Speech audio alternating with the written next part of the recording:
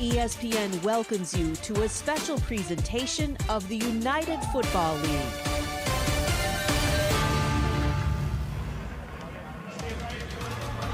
Welcome to Motor City on a Sunday afternoon where Week 6 of the UFL takes center stage here at Ford Field. The DC Defenders and the Michigan Panthers, two of the very best teams that this league has to offer.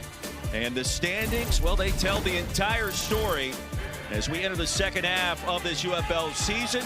Michigan in the tie for first place in the USFL Conference, and the DC Defenders in first in the XFL Conference. Could this be a preview of the championship in mid-June? He's Roddy Jones. I'm Roy Philpott. Harry Douglas, Cole Kublik join us on the sidelines in just 1 minute. Roddy, we got two of the very best and most talented teams in the UFL on display today. We certainly do, and it should be a great display. DC, on the one hand, has been the best team in the UFL this season. They're looking to really cement themselves as the favorite for the championship with a win today over a Michigan team that took a tough loss the week ago. A couple of big plays in that game against St. Louis. They should really only have one loss had they not had a couple of busts. If they win today, then I think they're squarely back in the conversation for best team in the league. Well, the Defenders are led by the leading passer in the UFL this year. Jordan Tamu, the former Ole Miss standout, has put up enormous numbers. He's been phenomenal this season, and last week DC was aggressive, looking to take shots down the field early and often, moving the pocket, and Jordan Tamu didn't miss very often. They had some drops a week ago, so those numbers could have been even more inflated, but overall this season, with the way he's used his legs and obviously what he's done through the air, Jordan Tamu's played at an MVP level. He has incredible weapons to get the football to, including Chris Rowland and Cornell Powell, who's with our Harry Douglas. Chris, I'll start with you. This is the #1 pass offense in the UFL so far this season. Talk about you guys' mindset in the wide receiver room and why y'all been so great this season. Well, the first word, I think when it comes to our pass game is consistency. We have a group of guys that work their butt off day in and day out every week. Jordan Tamu does a great job dishing the ball out, man. And, you can't say enough about, the hard work he's put in, especially the receiver group, Cornell Powell, Jadon Mickens, Ty Scott, who unfortunately is not here with us. Vaughn is just, a group of guys that just love ball, which is the main thing. And Vaughn Hutchins did a good job of getting a group of guys that love football. So, even after practice, we work. Anytime we can, we work. So, Cornell, you had a 37-yard touchdown catch last week on a go route. Talk about your mindset when a DB is across from you. Just all want to give credit to my Lord and Savior, Jesus Christ. But, our mindset in our room is an 80-20 ball. Every time the ball's in our direction, we come down with it 80% of the time. And when you take that mindset, it trickles down into the receiving room. Great job by Dre, who gets us prepared each and every week. And, we just go out there with a dog mentality. You guys have a good one today. Yeah, thank you. Appreciate it. Now those young men ready to play. From one ACC legend, Cornell Powell, to another. He was at Clemson. Bryce Perkins at Virginia, the quarterback for the Panthers. Extremely efficient this season. He certainly was. And last week, that was on full display. 21 of 25 in the game. Was excellent dishing the ball at all three levels. The short, intermediate, and deep passing game. Used his legs a ton to avoid sacks and pressure. And when he threw on the run, he was great as well. He played well enough where this Michigan team that had been a two-quarterback system through this season has settled on Bryce Perkins. Cole Kublik with Bryce Perkins on the field right now. Bryce, this position is now yours. You're not splitting reps anymore. You're going against a very odd defense, going to give you a lot of different looks today. How do you continue to grow and stay comfortable? Yeah, just stay in rhythm. Quarterback's a rhythm position, so the more clean I can keep my reads and just stay in the progression of the offense. Trust what you see, play ball, and let these guys go make plays. Thanks, Bryce. Good luck. Thank you. It is the UFL. We do love to talk about point spreads, and for more intel in that department, let's check in with our sports betting analyst, Aaron Dolan. What is trending in the UFL lately, Aaron? Well, underdogs are right now hitting 81% of the time in the UFL, which is absolutely insane. They've also covered in 8 straight, and dogs also have an outright winning record this season. Now, as for the DC Defenders, they're catching a 1.5 on the road today, and I like them in this spot as a dog. I think you should take them as a dog, and also I'm taking them on the money line. This Panthers team, while on paper the record looks good, they've only beaten some of the worst teams in the UFL. So, guys, the dogs have been barking. That's one thing that I'll be tracking for today. Yeah, 17-4 against the spread so far this season. We take a look at our bets as a crew. Don't listen to anything I'm saying right now. Roddy, what do you like today? Well, Harry's been cheating off Aaron Dolan's homework, taking the Defenders plus 2.5. I like the over in the game, over 42.5 points. And how about our staff going Jordan Tamu over 214 pass yards? Cole is really going on a limb, though. Michigan first drive touchdown. Field goal. Cole is with BT Potter. Cole, what do we have down there? We've seen a lot of different things in the UFL, guys. I don't think I've ever seen this in football before. BT Potter's going to kick the football off sideways. What in the world are we doing here? Yeah, we just like to make it move, make it harder to catch. A lot of times they can't run forward and catch it, so it slows it down just a little bit, and like to get the ball on the ground. There you go. Thank you. Yes, sir. Thank you. Bomb it. Another ACC legend there out of Clemson and BT Potter. The sidewinder literally in the approach to try to land it in the zone, that landing zone, create the best possible field position, at least for the opposing defense. Here's Rowland. Saw him with Harry Douglas moments ago, battling his way to the 34 and near the 35. And DC will take over there after a return of 27 yards. And Jordan Tamu, former XFL Player of the Year, on the field. Let's go, ace left. Come here, Chris, come here. You're on the left, Let's go, ace left. Reno, Lava. Come on, ready. See the stats, leading passer in the UFL this season. The completion percentage under 50%. Some of it has to do with drops. Some of it has to do with the amount of times DC throws the ball down the field. They are aggressive. They certainly were last week. Took a shot on the first play of the game. We'll see how aggressive they are here today. Defenders in first place. Tamu out of the shotgun with Deion Jackson, former Duke standout, as the starting running back once again. Four-man front for the Panthers. Jackson will run right into the teeth through the A-gap, and a short gain of 2. The tackle by Rondell Carter. Yeah, you see right off the bat, guys, the zone read by Jordan Ta'amu. That is something that really hurt this Michigan Panthers defense last week, going against Max Duggan and the St. Louis Battlehawks. Exactly right, Harry. Between that and the big plays, that's what did with Michigan. He'll fake it to Jackson, throw the tunnel, and Chris Rowland to the perimeter and a first down. So a good play to get Jordan Ta'amu engaged. You mentioned the completion percentage. He's under 50% on the season. But the yards, the passing touchdowns have been there. They have been. And again, you know, some of that's on the receivers. Some of that's just the nature of the offense. But that a good RPO, pre-snap read, just a numbers game. Either run the ball if they have less numbers in the box, or throw it out if they have less numbers on the perimeter. Fred Keiss calling ball plays for DC, and Ta'amu will set up the middle screen. Here's Jackson weaving his way into plus territory, and a penalty marker comes in late. We got a foul. 3-yard gain. Holding. Number? Holding 77 White. Actually, previous spot. Holding. Offense. Number 77. 10-yard penalty. First down. It's Jeff Heiser, our referee. So Liam Fornadell's right here. He's going to come out and try and block Samson Nakua. And when Nakua tries to get past him, knife under that block, Fornadell just grabs him, kind of spins him around. That's why it got called. Always difficult for those big guys trying to block skill position players or secondary players. Quick, fast, and shifty, slithery as well. Ready, to go. On first down, play action. Ta'amu looking deep, unloads one. And along the far side, it's incomplete. Man-to-man coverage. Braylon Sanders against Kai Nakua. It'll be second down.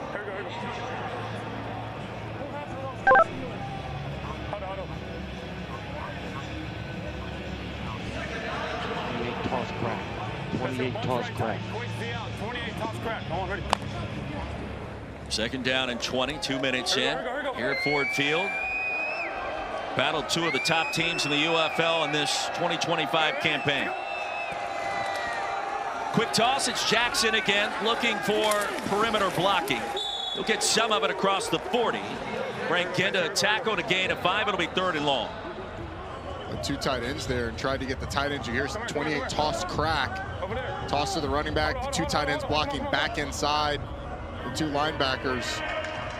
It's a little bit of a gain. Now you get to a 3rd and long.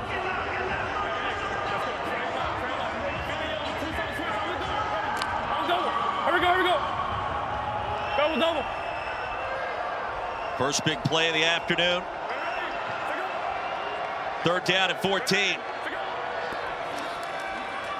Ta'amu off the back foot, fires a strike, and that's enough to move the chains. Javon Antonio inside the 40 on 3rd and long. Give him 16. Just a really nice job by Jordan Ta'amu. You're going to see the clear out inside from Jaden Mickens.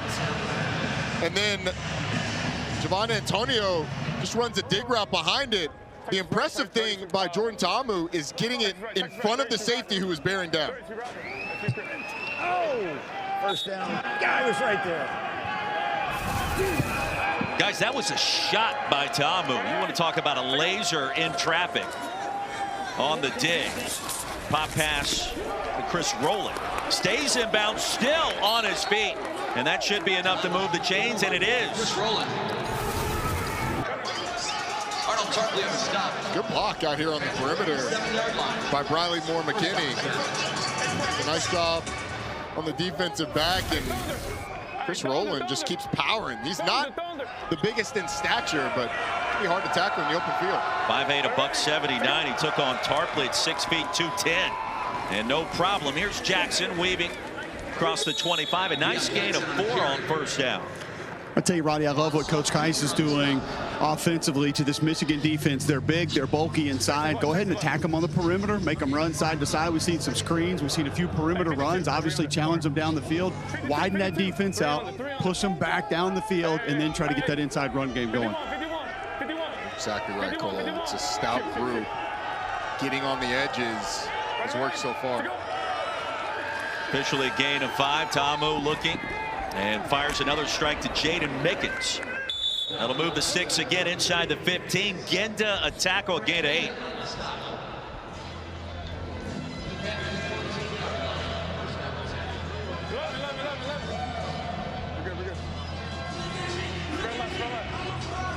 eat up a lot of clock on this drive as you got a shot of Colin Bauer, the defensive coordinator for the Michigan Panthers.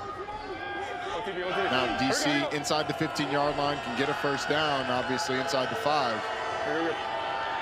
Defenders coming off that comeback win at Arlington a week ago, one of the top games of the year. And this time behind Braylon Sanders. It'll be 2nd and 10. If this ball had been on target, Sanders was going to be one-on-one with the safety. The nickel in the corner got confused on the route. Both of them took the tight end going outside. Nobody took Sanders coming in on the slant. The ball just behind him. 10th play of the drive coming up at 2nd and 10.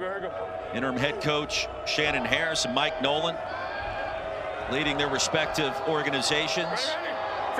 Battle 2 of the top teams in the UFL. The late give to Jackson, and on 2nd and 10 he'll get about half that. So the former stand-down from Duke, Atlanta, Georgia native. Extremely athletic, 25 for DC. That's what Colin Bauer told us right there, Roddy. We're a north-south team. And initially, Michael Mayetti, center for DC, has a tough time reaching that nose. Big 94 getting upfield. That forces the cutback early, and then, of course, his teammates helping him out backside. Hey, Colin Bauer mentioned winning with quick hands. Great job by the nose tackle there.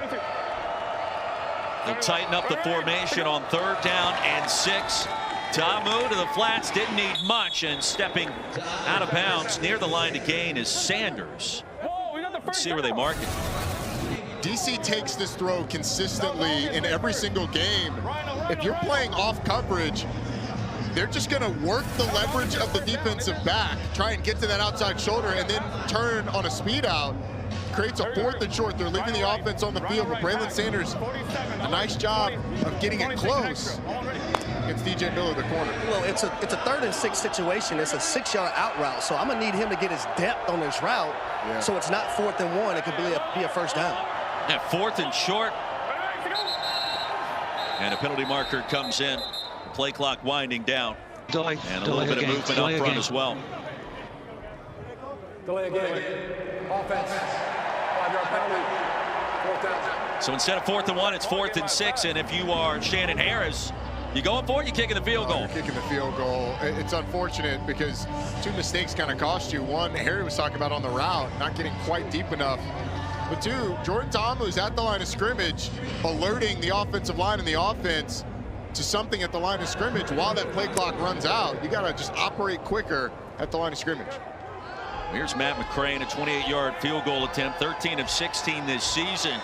Right, we saw him bang home field goals from 66 yards in pregame warmups. And this one's going to be blocked. DJ Miller. And a couple of penalty markers down. Let's see what the infraction is. They get these 5 yards back. I think DJ Miller may have gotten an early start, guys. Open up your mics. Too, Harry. What do you got? You were first. Defense, offsides, number 14. After the play, 44, unnecessary roughness. Offense, so we're going to defense. So that'll be an automatic first down. We can enforce with a simple 5. You got to take the personal 5. Right, that's what I'm saying. We're going to make the defensive offside an automatic first down. Number was 44, personal foul. You and I. That's fine. We're still going to enforce the 1, 5 and a 15, right? Yes.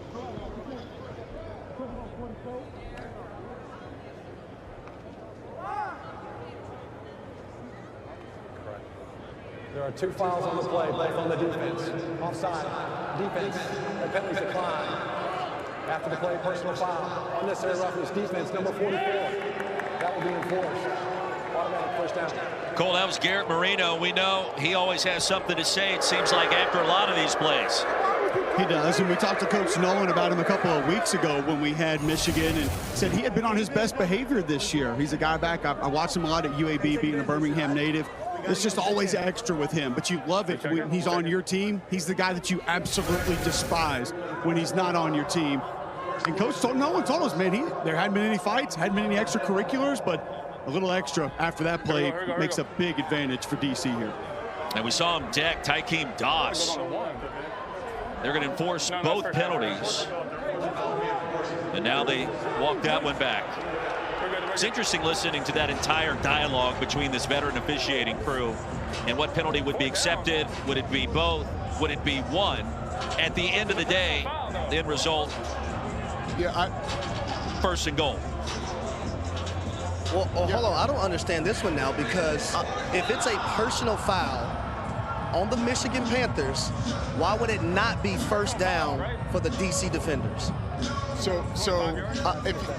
Let's ask Mike Pereira. Mike, can you sort this out for us? Because you had one penalty at the snap, one post-snap penalty after the stop. Can you explain how they're adjudicating this?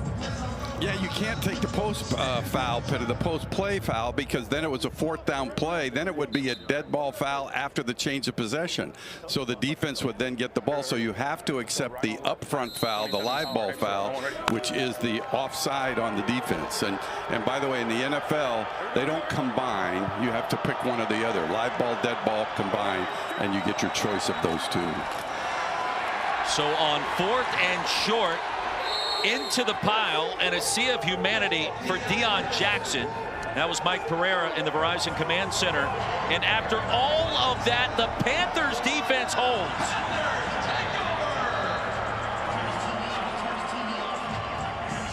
Jackson thought he got there. He did not. Advantage Mike Nolan, Garrett Marino, and this Panthers defense. Michigan gets the football for the first time deep in its own end when we come back to Ford Field.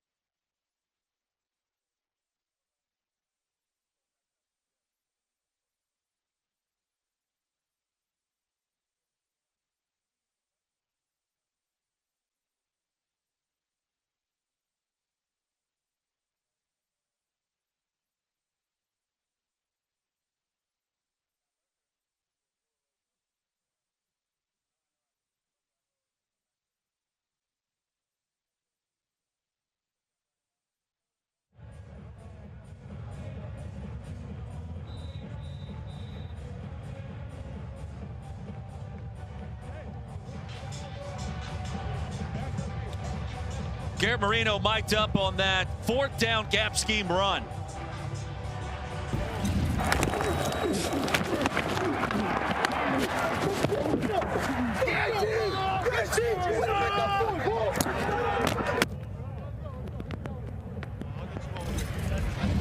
Didn't really feel like Deion Jackson had a chance in that sequence goal. You surprised by what we saw there? Not at all. I mean, I think if you go back and look at that play, that's a north-south defense, penetrating defense like we talked about. You're going to run a gap scheme. You're playing with fire. It's going to be hit or miss. It's a literal coin flip. You get penetration, you're done. Panthers live up to the challenge. Toa Taua on first down, weaving his way ahead towards the 15. And a 9-yard gain on first down for the former Nevada standout. Let's break. Stay there, fuck it. Bryce Perkins taking over, QB1 full-time, no two-quarterback system, as best as we can tell, according to Mike Nolan, our conversations with him this week, and straight ahead goes Tower. When we had Michigan earlier this year, Mike Nolan told us, we haven't had a guy take control of the job. We haven't had a guy grab that starting quarterback job. So right now we're operating with two backups. Well, I think the difference in the way the two quarterbacks played last week, Danny Etling came in and struggled through an interception that really cost Michigan, and Bryce Perkins played great. And that's why they decided to go with Perkins, who's been playing well this year. Etling from LSU, Perkins obviously from Virginia. Toa working at a golf course a couple of weeks ago, now playing professional football, gain of a couple, and that's enough for a first down. And I like the mindset right now from offensive coordinator for the Michigan Panthers, Marcel Belfay. He understands first and second down production is imperative going against his DC defenders, because you don't want to end up in 3rd and long. That's when they can do a lot of their exotic blitzes, and really those pass rushes can get after the quarterback. First quarter has seen just 2 possessions so far. It's a 12-play drive by DC that ended on 4th and short. Handoff straight ahead. Anthony Hines will bring down Toa, gain of 6. The thing that's been most impressive since Michigan plucked Toa off a golf course to come play for him is his ability to not be tackled by the first defender. It's either making a miss in a traditional way, shaking and baking. He's really tough to tackle. You can see there, the defender gets him wrapped up, and he still gets 3 or 4 extra yards after first contact. He was in the middle of the fairway, by the way, when they extracted him from the golf course. I thought he was cleaning one of the carts. That was a tremendous drive by Tower. Play action, low pass. It's corralled by Malik Turner, who races ahead towards the 40-yard line. They'll stop him at the 38, a gain of 16. How about this for an RPO? You get the read on the zone read, and then Bryce Perkins has 2 outlets to try and get it out to. He dishes it to Malik Turner. Josh Proctor misses a tackle, and you get a nice gain on the first pass play of the game. Buddy, that little stick route with the slot receiver and the tight end immediately going out with the option for the quarterback to run, that's just wicked stuff right there for Marcel Belfay. But multiple defenders in conflict on that play. Turner did a great job, just to reach down and get it. Higher throw this time to midfield, again to Malik, and that will be enough for a first down, a 12-yard pickup.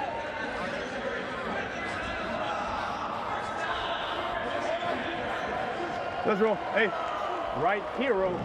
Let's stretch, fast, go. On top, ready?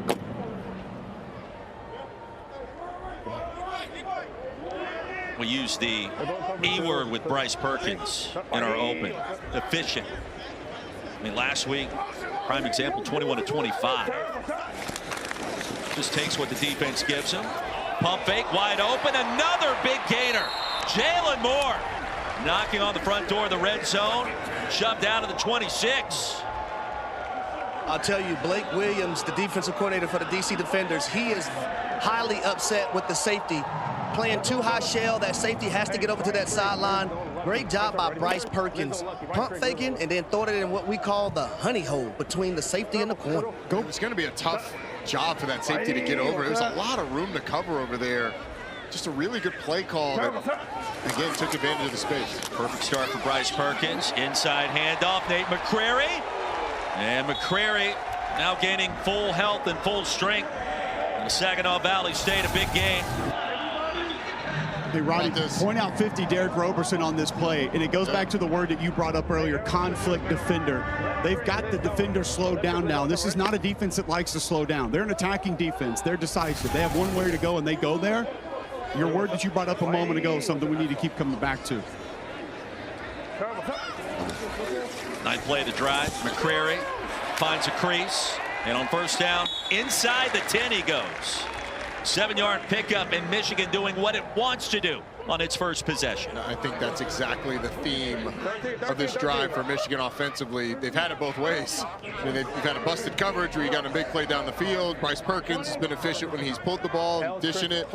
But their ability to run the football, if they can continue to do that through this game, it's going to be really tough for DC. 2 tight end look. Make it 3 now for the Panthers.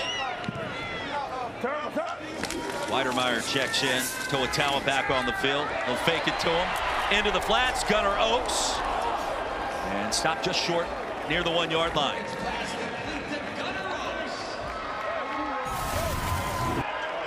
He's got all 3 tight ends to the left side of the formation, and Gunnar Oaks just streaks across. Little split flow action.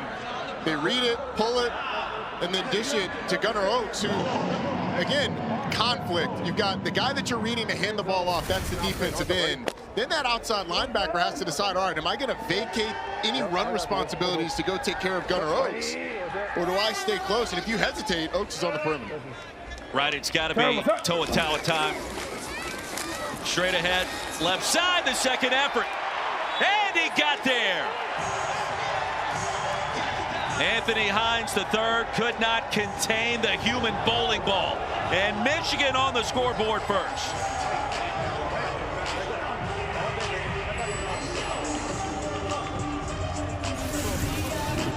There's 3 defenders that are going to have a chance at Toatawa. You got a linebacker, a defensive lineman, and a safety. None of them can get him on the ground. And the second effort by the young man out of Nevada gets in the end zone. Conversion attempt brought to you by Ortho Home Defense. They'll go for 1. Can go for 1, 2, or 3. They'll fake it to Towa. Perkins off the pump fake. And an easy delivery into the end zone near that front pylon. It is 7-0 Panthers. Kelvin Joseph conflicted there, and Perkins made him pay.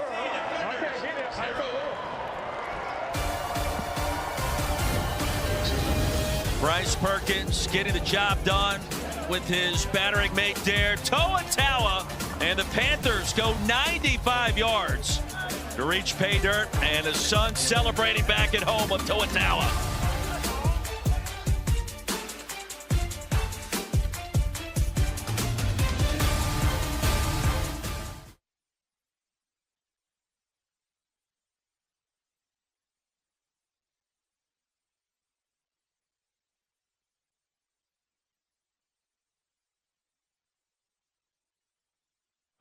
All right, shit, he's walking away now.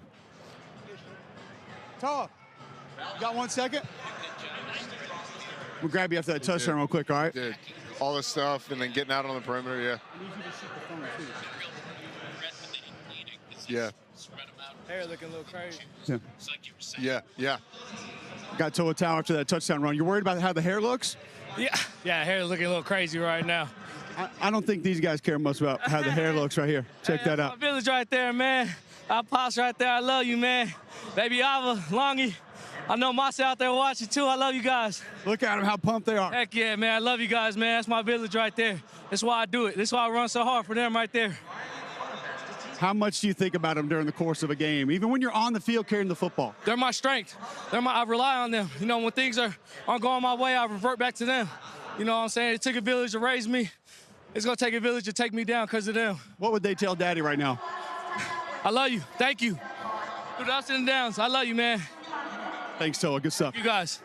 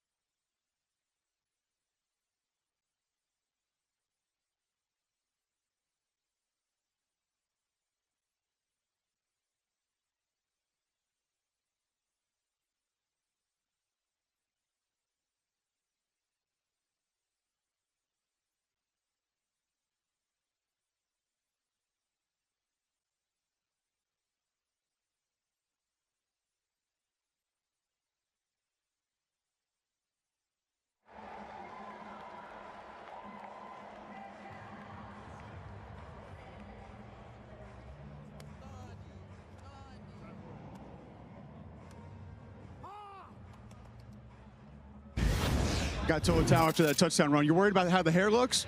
Yeah, hair looking a little crazy right now. I don't think these guys care much about how the hair looks right here. Check that out. My village right there, man. Our pops right there. I love you, man. Baby Ava, Longy. I know Moss out there watching too. I love you guys. Look at them, how pumped they are. Heck yeah, man. I love you guys, man. That's my village right there. That's why I do it. That's why I run so hard for them right there. How much do you think about them during the course of a game, even when you're on the field carrying the football? They're my strength. I rely on them. You know, when things aren't going my way, I revert back to them. You know what I'm saying? It took a village to raise me. It's going to take a village to take me down because of them. What would they tell Daddy right now? I love you. Thank you. Through the ups and downs, I love you, man. Thanks, Toa. Good stuff. You guys. Toa also on the kick cover team. Family watching back at home as he celebrates his first touchdown of the game this afternoon in Detroit. It's awesome, and every single one of these players has a group behind them, a village behind them. It's so cool that we got to see Toa's with his story this season, a guy that was cut early in the year but brought back due to injury and has really made the most of his opportunity. Jaden Mickens for DC. Michigan grabs that early 7-0 advantage. Roddy, think about what you said there, too. Cut, obviously, before the season. He's been cut the last 3 seasons by this Michigan team.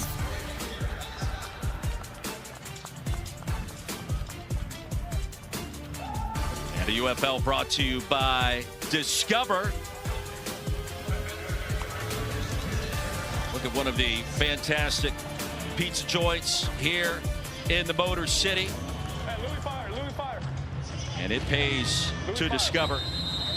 2:04 remaining in our first quarter. Here we go, here we go. As DC gets the football back. Ready, to go. Abram Smith checks in at running back. Tom Moo's going to keep it. We check in with our sports betting analyst, Aaron Dolan. What's trending in the UFL? Aaron, what do we like? Well, guys, Tau was -102 to score a touchdown for today. And now that the Panthers are on the board, we're currently seeing them lay 5.5 points. But I want to mention this total. It closed at 43.5, which is the highest closing total that we've seen this season in the UFL. It's come down slightly to 42.5. And keep in mind, overs have been very profitable as of late, cashing in 9 of the last 13 games after they went 1-8 to start the season. So keep an eye on that total as well. Indeed we will, as Ta'amu picks up a couple on 2nd down and long. Rondell Carter and Willikis combined to make the stop. Ta'amu did a good job just to get something out of that. It was hard play action. They were trying to take a shot down the field, well covered because of that. This maneuver in the pocket to get something positive out of it. Roddy, I would also say he did a great job of holding on to that football while that pocket was getting a little crowded back there. Trend in the UFL. There's been more points in the last 4 weeks. Heard Aaron talk about it moments ago.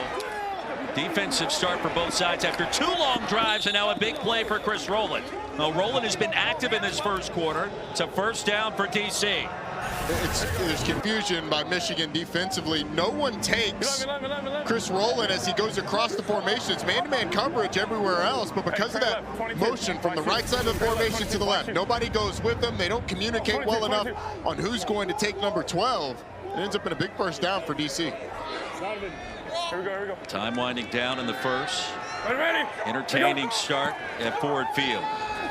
Ta'amu on the RPO and the pass low. It'll be 2nd down. Just a little triple option play. Jordan Ta'amu's reading the defensive end, whether or not he's going to hand it off, and then he runs at that outside linebacker. And if the outside linebacker jumps out to the receivers, Ta'amu's going to run that. Outside linebacker stays with the quarterback. He throws it out wide. It's not completed, but that's just new age triple option right there. Well, it's what we see a lot from the Baltimore Ravens and Lamar Jackson. Yeah. End of the first quarter is here. 7-0 Michigan, but it's the DC Defenders on the move 15 minutes in here in Detroit.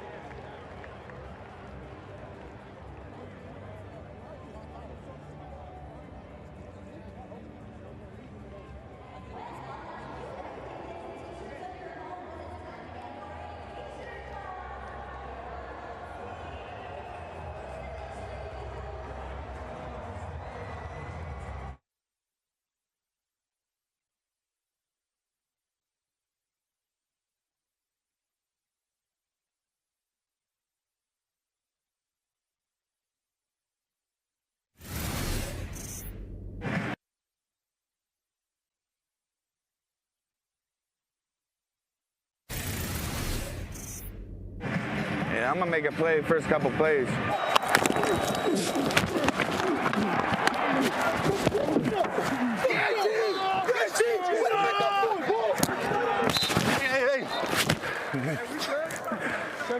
We are good, I know. They just came to warn me, okay? So that means they're watching you. Got me? You got to be on best behavior.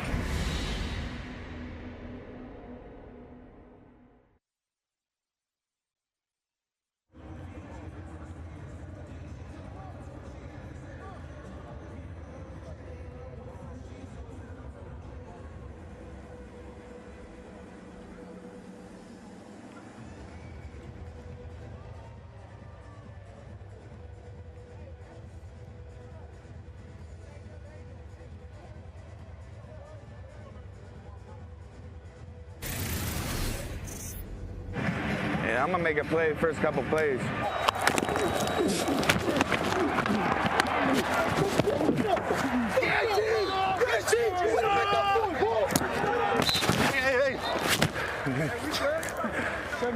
We are good, I know. They just came to warn me, okay? So that means they're watching you. Got me? You got to be on best behavior. It's like he was warned by an umpire in a baseball game for the bat flip, and you can't do that again. And Mike Nolan telling his star defensive tackle, nose guard, Garrett Marino, hey, you're on their radar, right? You got to make sure you watch and mind your P's and Q's. Sounds like what our producer tells Harry before the game. I think so. First play of our second quarter, 2nd down and 10 for DC, the top-ranked offense in the UFL, and it's Chris Rowland. He's been targeted a bunch, his 4th catch, gained 9 more. I'm really impressed with the growth of Chris Rowland. He has become the leader of this wide receiver group, especially with Ty Scott out. 3rd right now in receiving yards amongst the UFL. Yes, Rowland, it's Mickens. No Ty Scott, no problem for Braylon Sanders. Here's Abram Smith. That should be enough to move the chains. Hey, Roy, I'd almost love to follow up with Mike Pierre, just how real that is. Whether, I mean, we see it happen in basketball a lot, like Draymond Green, Dennis Rodman. I feel like they're always under a microscope with officials. Are there certain guys that they just do pay more attention to because they know there's going to be extracurriculars? Let's find that out. To the Verizon Command Center, Mike Pereira, VP of Officiating. Is that a conversation you guys have on the field when you talk about players that are a little too vocal, a little too chippy, Mike? It is, especially if it's ongoing throughout the season. A one-off instance, no, but when it's ongoing, yes.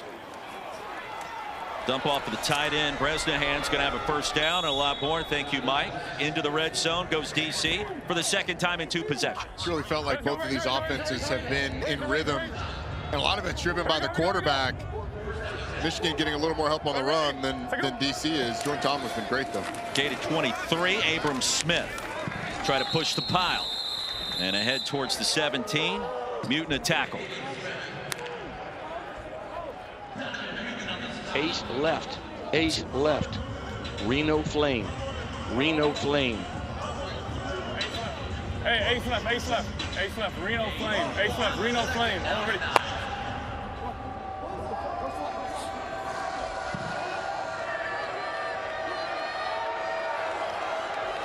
Brett Kai's calling plays. Ready, to go. For the defenders.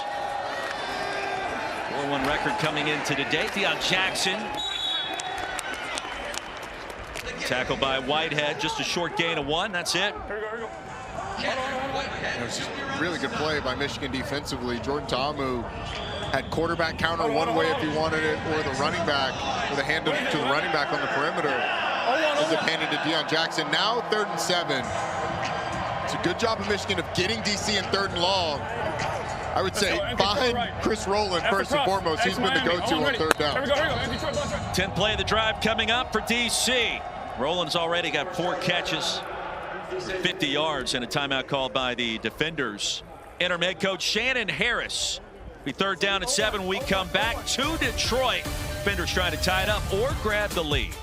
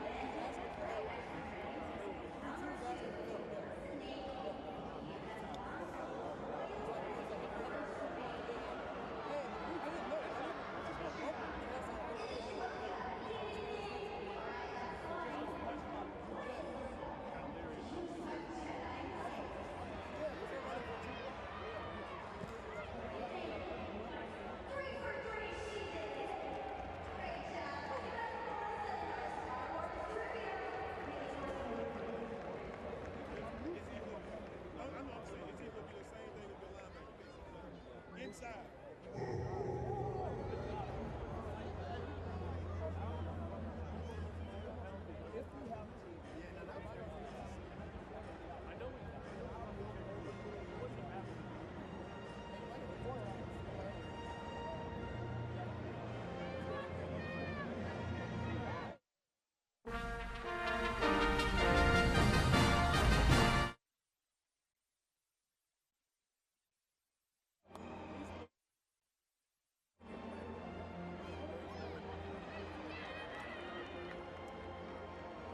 Next Miami? No, you're gonna be, yeah.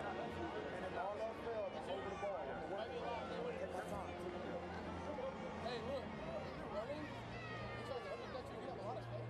Kind of take it upfield, brother. George, throw your field.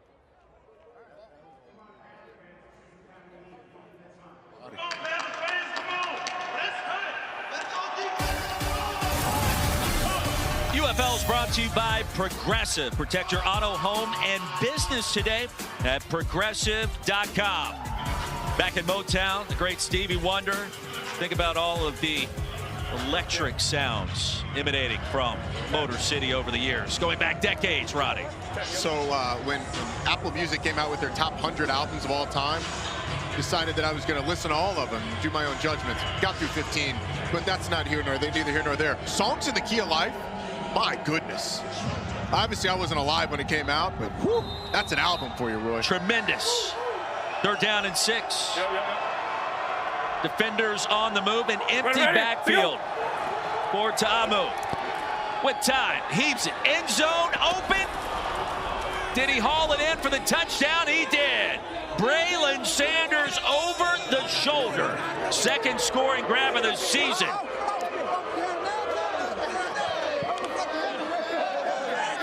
What a throw by Jordan Ta'amu. It's a beautiful throw and a beautiful concept by DC to create a little bit of confusion on this Michigan defense.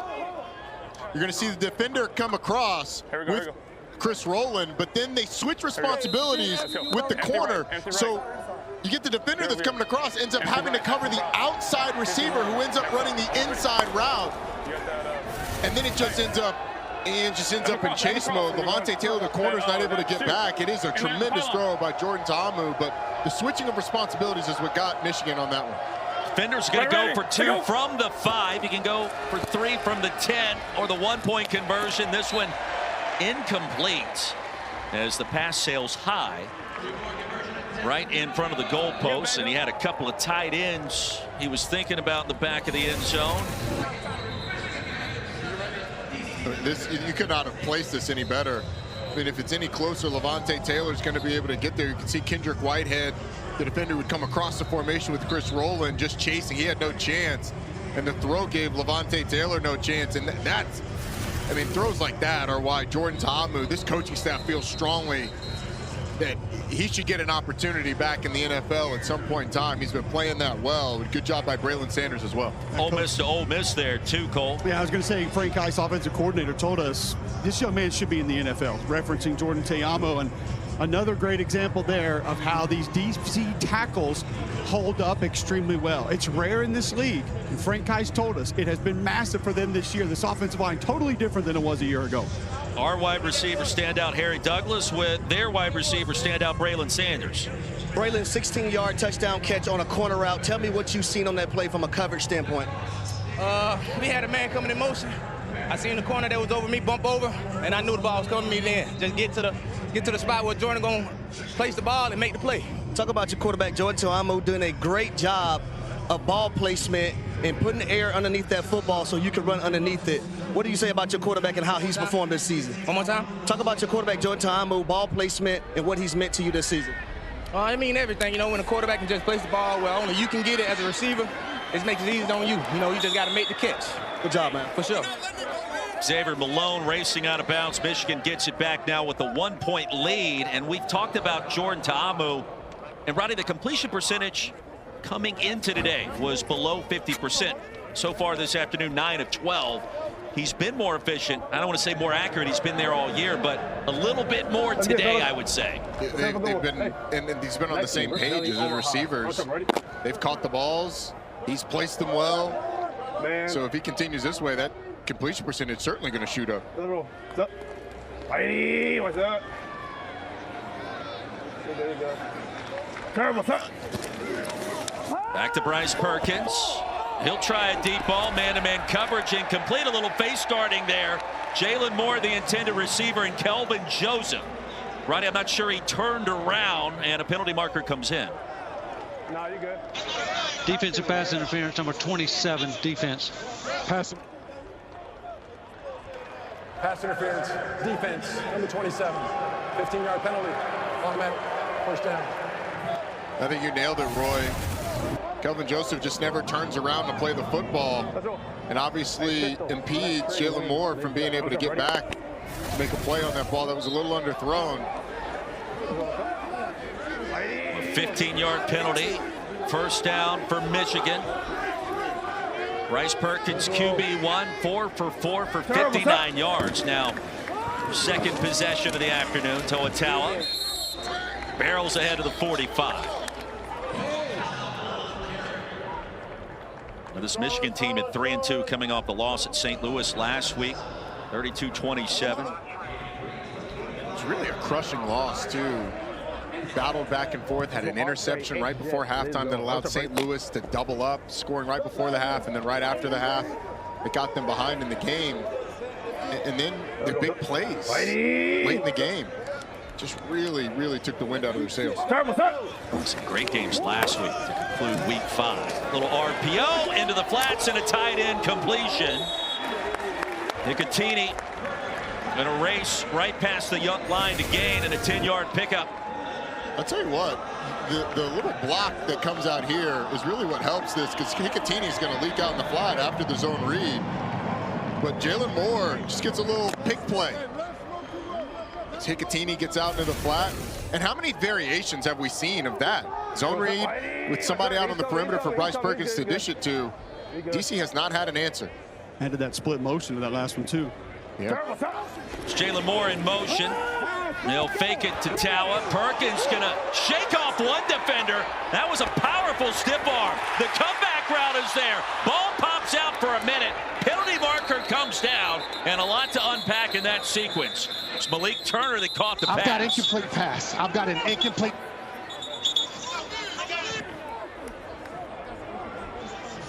I got ineligible player downfield, number 69. Pass was incomplete. Pass was incomplete. Did you guys see Bryce Perkins there?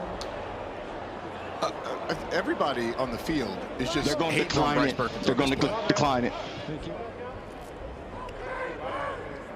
Ineligible player downfield, offense number 69. Penalties decline. Second down. The results of the play was an incomplete pass. Yeah, the pass ruled incomplete. As Turner came back, you saw the ball pop up in the air. It's a side story. The story of this play is Bryce Perkins going full Derrick Henry or Najee Harris on Deontay Anderson.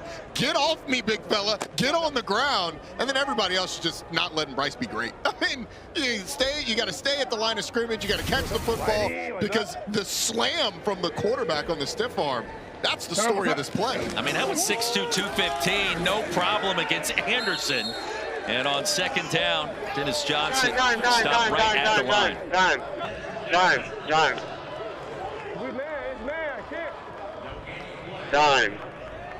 Dime. All right. Let's go. Peaches, torch, uno. Peaches, torch, uno. Peaches, torch, uno. As you can imagine, Blake Williams, defensive coordinator for DC, walking into the gym with one of those going biceps, triceps, traps. He's ready to play. Looks like he can play. See an outside linebacker. Third down, Perkins in the pocket, buys a little extra. Perkins to the edge. Long ways to go for Bryce. And ushered out at the 42 by Joe Wallace. That was really close by Bryce Thompson to being an illegal hit. Unnecessary roughness on the sideline. I mean, the quarterback's out of bounds. He's on the white. He's wrapped up. Bryce Thompson gives him a shove after. Michigan certainly didn't like it. That's what happens when you stiff arm free safety down to the ground a few moments ago. Yeah, no kidding. But I guess he's sort of jumping out of bounds when it happens. It ends up being a little late. I'm good with the no call there. It looks worse, I think, in slow motion and with the angles that we have than it did in real time. Got 4th down and 7. And let's see what Michigan wants to do. They're going to bring the punt team on the field. Simon Luria just signed midweek. We had a couple of long possessions to start this game. Great job by DC, too, defensively, getting out the field on 3rd downs. Number 1, forcing a 3rd and long. That's the world that they want to live in, more so than having Michigan 3rd and 2 to 5. Mickens, who played his football in the old Pac-12 at Washington, UW in Seattle, drifts back inside his own 10. Big Ten legend. Can we call them that at this point in time? Like, we've had this conversation. Yeah. Delay game. Offense. 5-yard penalty. 4th down. DC should decline the penalty. But can we call someone who went to Washington a Big Ten legend? The answer is no, Roy. It doesn't feel right. We're going to, though. Yeah, we're going to. Well, I know what we can call him. We can call him a Super Bowl champion because that's exactly what he is. Yeah. Winning a Super Bowl down with the Tampa Bay Buccaneers and Tom Brady and company. Had a little chat in pregame about that. It's back in 2020, wasn't it? That's right. Spoken by ACC legend Harry Douglas. We got legends all over the field today, don't we? Yep. Roy, you're something else. Hey, fellas, I got Garrett Marino down here on the sideline. You've been warned, so what changes for you now when you're out on the field? Just keep it in between the whistle and play smart. Keep it out of the mouth, like don't let the verb going, don't get the adjectives going? Yes, sir, none of that. It's business. That's not possible for you, though. I'm going to show you how it is. There we go. We'll see. I'm envisioning when Cole played at Auburn, he was like Garrett Marino. I don't know why. I could be entirely off base. Mickens going to be shoved out of bounds at the 5. And they almost and a punt of 41. Well. Loss of a yard on the return. Dent, part of the coverage. And Luria, nice job, signed midweek for Michigan.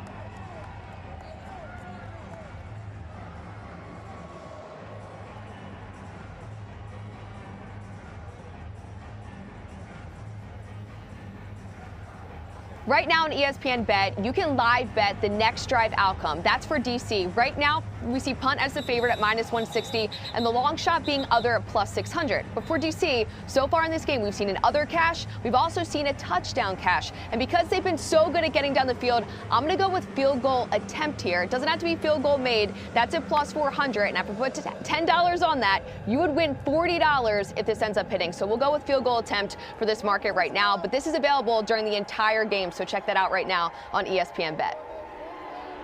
Erin Dolan, our sports betting analyst, and certainly we pay attention to her commentary during these games, in particular when it comes to the outcome of a drive. And we'll leave it there. Let's see what happens. Anticipating a field goal attempt. DC backed up.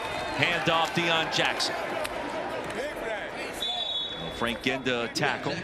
And towards the 10, a nice gain on first down for the defenders in first place. Their first two drives, their last two, they've marched basically 60-plus yards each time. They have. One ended in a touchdown. The other one ended in getting stopped on a 4th and short when they really had an opportunity to get the first down on the 3rd down play.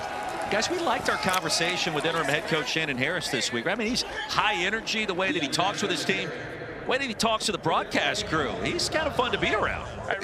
He is. And I think you've seen his confidence grow, because we had them their first game this year, and there was a little bit of certainly nervousness, just not really knowing what he was in store for, but the confidence certainly has grown since he's taken over. We'll try Deion Jackson again over the left side. Had some real estate, and on 1st and 10, ahead across the 25.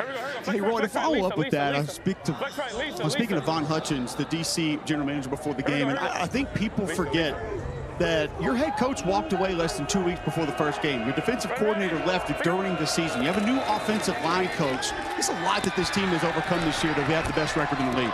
Yeah, we talked about that with Coach Harris, too. He said the culture was here before I took over, but it was his time to be elevated and a chance to rebuild and rebrand a little bit more on that culture, and he's done it so far. They're in first place.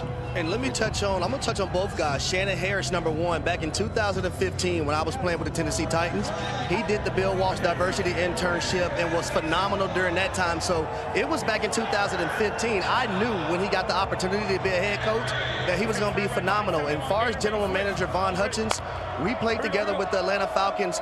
He was a fantastic cornerback, very cerebral, smart. So it's not a question for me why this roster is as stacked as it is. It is stacked indeed on 3rd down and short to Amu. Gonna be sacked and dropped way back at the 16. Tafua got there, a loss of 10 on 3rd and short, and the Panthers stand up on D.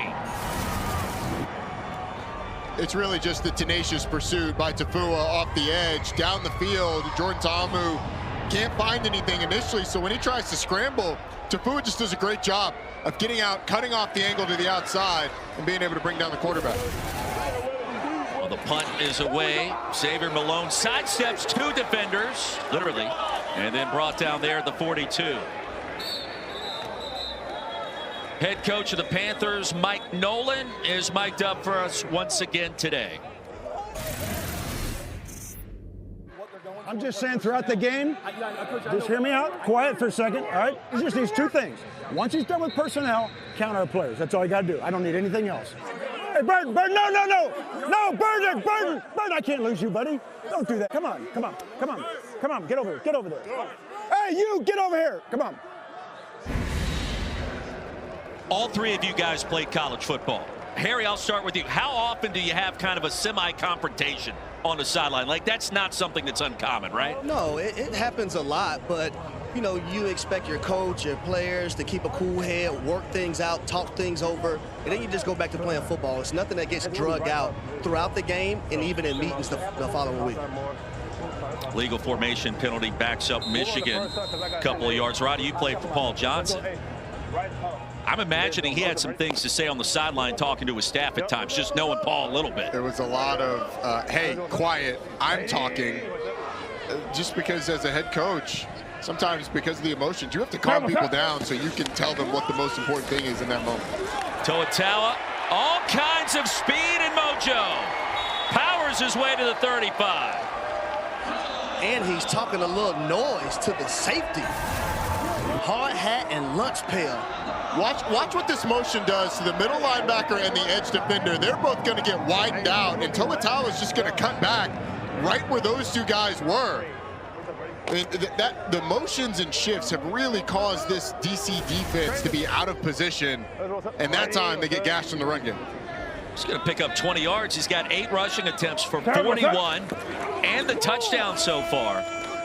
Guys, he's just a meat and potatoes kind of running back. You give him a crease, he's going to go north-south and get the job done for you out of Nevada. Well, for me, it's nonsense. It's the hunger. It's understanding that he has a family back home he has to take care of, a guy that's going to take advantage of every opportunity that's given, or I won't say given, that's presented to him. And I just love to see players when they capitalize off these moments. And when he sees a gap, there's no dancing around. There's no second guessing. He's a guy that puts his foot in the ground and goes, and he's got a little bit of wiggle.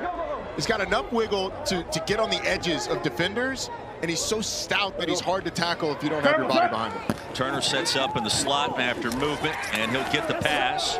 Hit hard out of bounds, and crashing down quickly is Bryce Thompson from Tennessee. It's a pretty nice play by Bryce Thompson. Had to navigate some trash and then came up to make the tackle. And these are the situations that DC wants Michigan in. 2nd and long. When Michigan's been at its most efficient, it's been 1st and 10, 2nd and 6 or less. And then you get 3rd and short. Here you've got a 3rd and long.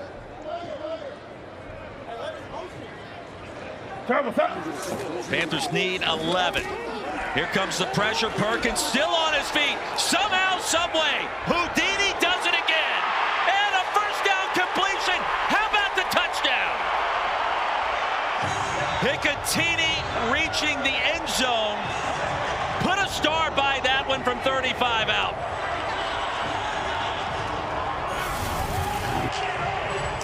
Well, the blitz is going to come from the edge. You're going to get the tackle going inside, and then Bryce Thompson is going to be this defender out here. He's going to come inside and have a free hit at Bryce Perkins, but he's not able to bring him down.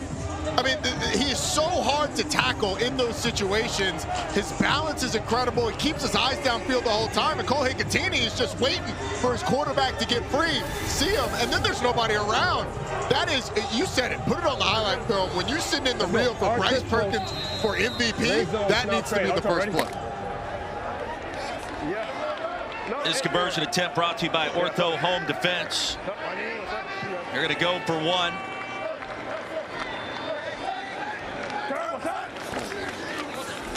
And Perkins straight ahead. The give. Conversion is good. 14-6 Michigan. Nate McCreary reaching the end zone. I want to know what Bryce Perkins had for breakfast this morning, because I want it every day of the week moving forward. It's whatever Bryce Perkins has for breakfast before every game. I mean, he was magical last week in the game against St. Louis, avoiding sacks and pressure. And really getting them in good situations with his legs when everything wasn't clean ahead of him. And good for Cole Hicatini, just making himself available down the field, finding some space. But man, the magic of Bryce Perkins on full display. Hey, Bryce, can I jump in here real quick? I just want to ask you, when you start to move in the pocket like that, you're stiff-arming a guy to the ground earlier, you're spinning out of... What's even going through your brain right there? Well, I mean, just stay up, try to stay strong in the legs, and when you get out there, you know, it's hard for defenses, you know, when you extend plays, they got to come for a long time. So try to train myself to keep the eyes downfield, and those guys did a great job of getting open. So made a play, got to keep rolling.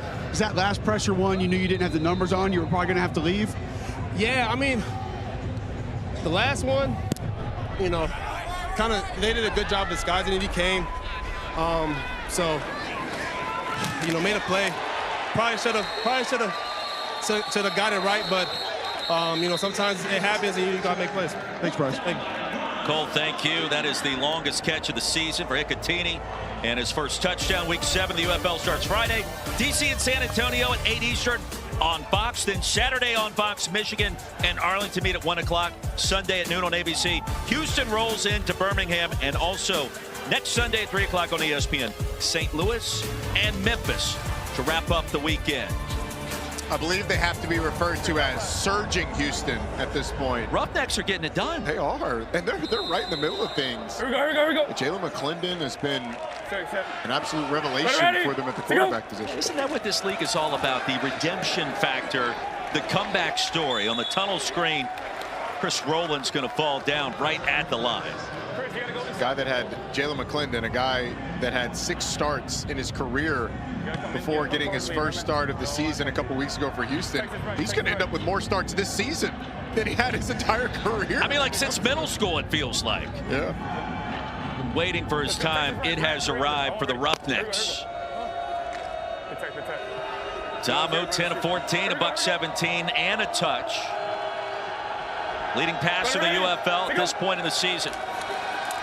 2nd and 10. Tamu wants to heave one deep, and he does. Underthrown and nearly picked off.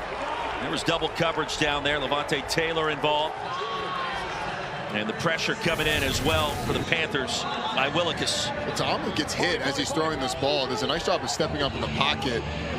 But the play by the defensive line to hit him right as he's letting that one go really affected the pass. It was fortunate to fall harmlessly to the turf.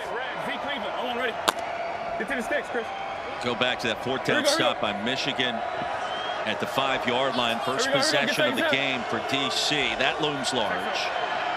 And another 3rd down and long.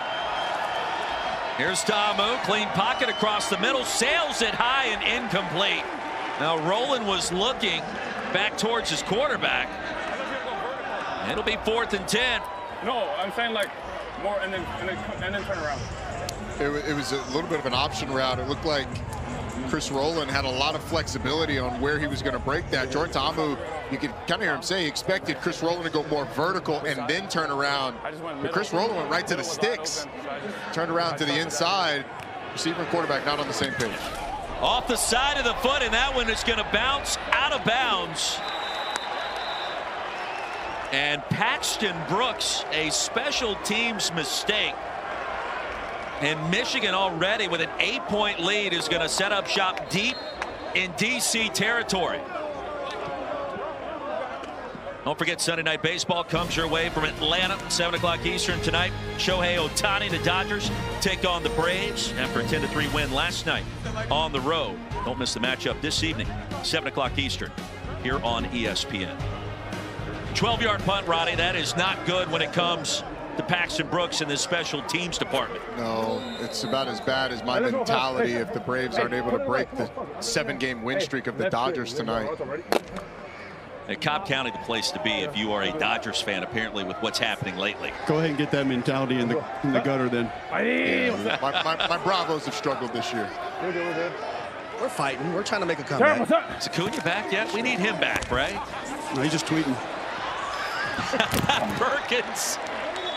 Yeah, I don't know that that's a good thing if you talk about professional sports these days. He's not healthy, but he's tweeting. No, that's probably not going to end well. It is absolutely not going to end well, and it already has caused some little bit of a stir-up this year. 2-minute warning. Michigan on the move. Bryce Perkins, human highlight factory. It's not in Atlanta. It's here in Detroit.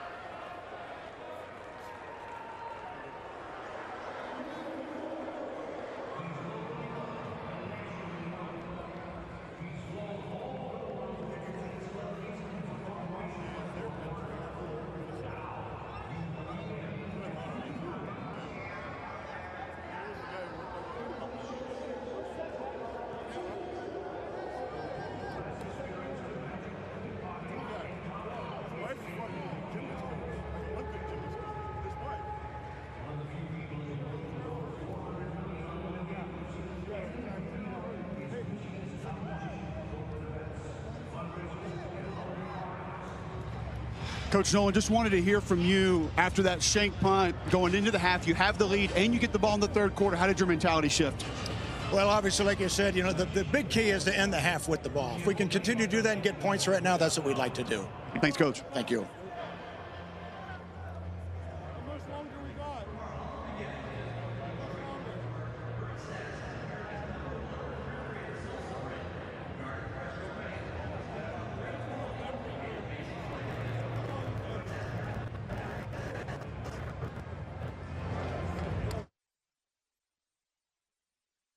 Coach Nolan, just wanted to hear from you.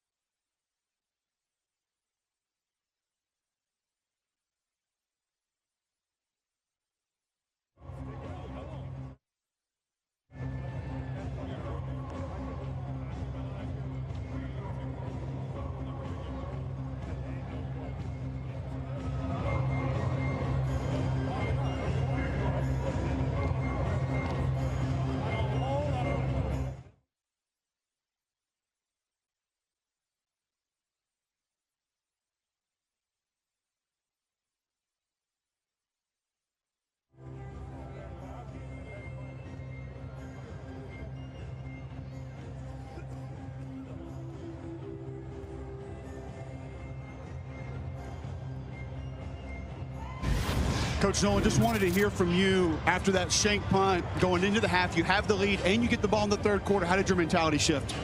Well, obviously, like you said, the big key is to end the half with the ball. If we can continue to do that and get points right now, that's what we'd like to do. Thanks, Coach. Thank you. I heard that the first time, Roddy, and I tilted my head to the side because it's more than one occasion we've heard that very same topic of conversation this year, right? Where you want to score points, but the first answer is about ending the half with the ball. You can't take the answer literally. It's the spirit of the answer. We want to score, hopefully a touchdown, but if we have to, a field goal with as little time on the clock as possible. So little time that it doesn't give them a chance to go down and score, which is effectively us ending the half with the Maybe ball. he's counting the kick as possession, and so like you can drain another 3 or 4 seconds there. That's a great point. That makes sense. Right now, I needed that interpretation there from the football side of the equation. All I got for you. Thank you. After the 2-minute warning, 2nd and 1. DC with 2 timeouts remaining. Michigan with all 3. Do wonder if Michigan goes to the run game here for a couple plays. McCrary, the running back. Answer appears to be yes. Into a pile. Stopped at the line. Kyle Phillips is stopped.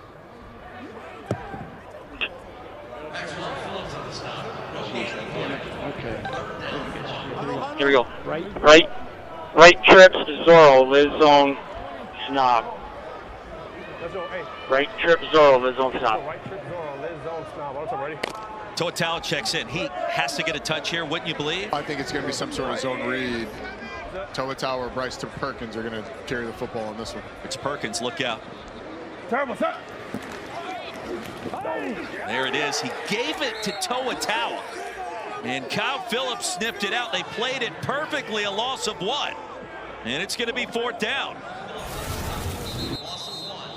Well, Bryce Perkins is reading this edge defender, but there's penetration from this side as well that comes through. So this is kind of blown up on both sides. I thought it should have been a pull read, but it was kind of muddy out on the edge as well. That was just a well-defended play by DC, and now, I don't think Michigan's going to be aggressive enough to go for it here. I would imagine they're going to kick the field goal. DC's going to get the ball back with plenty of time to make a drive. 4th and 2. Here comes BT Potter. Kyle Phillips, another standout from Tennessee, playing on this DC defense along with Bryce Thompson. And for Mike Nolan, call for the field goal. 8-point lead. You see Potter's numbers this season. If he kicked this one sideways, I'd really be impressed. That would be cool. It will definitely be magical, a.k.a. Harry Potter's cousin. Oh, how about it? There it is. HD, it's good to have you back this week, by the way. Yeah, I missed you guys last week. We missed you. 45-yard attempt for Potter would be his longest of the season. One of the top kickers in Clemson football history. And from that left hash, BT Potter going to bury it. Well executed, longest field goal of the campaign, and it's now 17-6 Michigan. Now coming up later today, our first WNBA preseason matchup.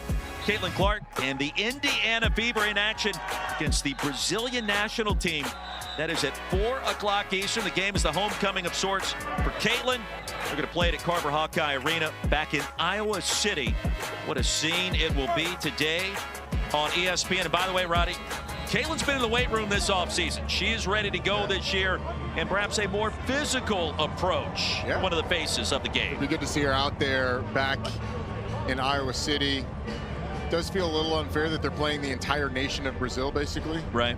But mean, Caitlin Clark going home, really cool spectacle after being a late scratch in their last game. It's no different than here in the Motor City, Detroit versus the world, right? Let's go. Hey, that's true. That's a great point. Make a play, Nick. Cole was driving in yesterday, went past 6 Mile, 8 Mile, and I had to get off the made it all the way here. Out. Right. Shout out Eminem. I rolled through 8 Mile yesterday. I don't know what I expected, but it was about what I expected, I guess. Did you play the song while you drove down 8 Mile? I played the music of the cities that I'm in every time I visit. Like when I go to New Orleans, Juvenile, Lil Wayne. When I go to Texas, Slim Thug. When I come here, it's Eminem, Kid Rock. What a nice touch for Cole Kublik, the man of the people. Penalty marker comes in. We check in with Harry. Coach Harris, you're down 11 points with a minute left to go in the second quarter. How aggressive are you going to be right here? Yeah, we're going to try to get some points right here. You know, we've been in this situation before. We just got to go down and use our 2-minute drill and then go down and put points on it, whether it's a touchdown or field goal. Sounds good. Thanks. Appreciate it. Harry, thank you. Let's check the infraction. One timeout remaining for the defenders. During the return, illegal.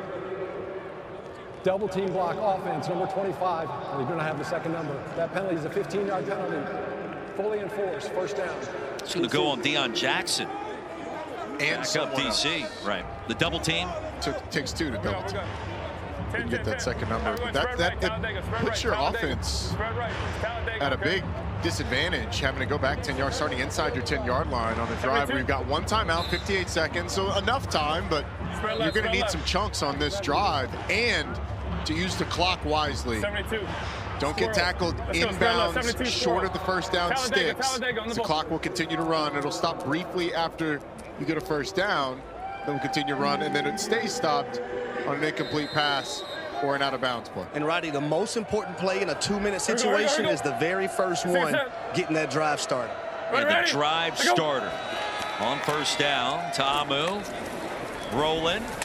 Going to tap dance out of bounds. I feel like DC's offense has played better than what the 6 points represent so far in the half. I would agree with that. It's been a low possession game in this first half, so they haven't had a ton of bites at the apple. But that first drive, getting stopped on the fourth down, really, I think when DC looks back, that's the one they're going to look at and say, we should have gotten points out of that one. Ready, to go. On second down, clean look for Ta'amu, and the pass incomplete. Now the coverage on Antonio was there from Levante Taylor, and suddenly it's third down. And Taylor remains down on the playing surface.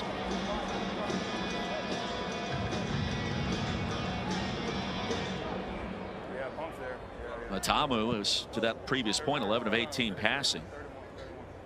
He missed Rowland a few minutes ago in the sequence that we talked about. Meanwhile, Taylor being tended to. Played his college football at Florida State, third year with the Panthers organization here in the UFL. He's able to make a nice play, just breaking up the pass. And it looks like he just took a bad step when he hit the ground. Grabbing that right knee right away. Played in the CFL with Saskatchewan back in 22. Cup of coffee with the Rams in the NFL as well. And a slight limp as he is helped to his feet.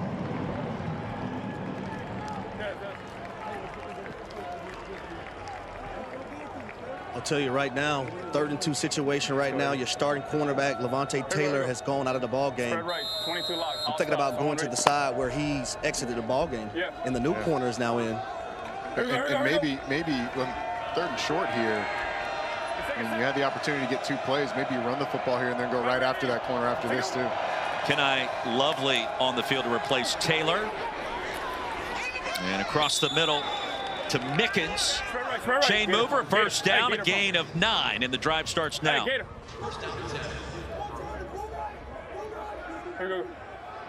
Ready, to go. Defenders trailing by 11. Near the end of the first half, Ta'amu's going to buy some time and sail it out. Now pressure from Carter and Willikis. Combination of race to Jordan Ta'amu that time. Yeah, there's going to be pressure on Ta'amu that forces him out of the pocket, and then he throws the ball away. It was really good operation, though, by DC between that 3rd down conversion and the first down play. They were on the ball so quickly, the clock didn't even have a chance to get going. It's really good awareness knowing that once you get the first down, everybody on the ball knows the play. Great operation by DC offensively. Carter, the former FCS All-American at James Madison, where the Dukes transition to the FBS ranks. That ball was tipped, and was it picked? Was that clean? Whitehead Jr. feels like that's a turnover. This officiating crew indicating otherwise.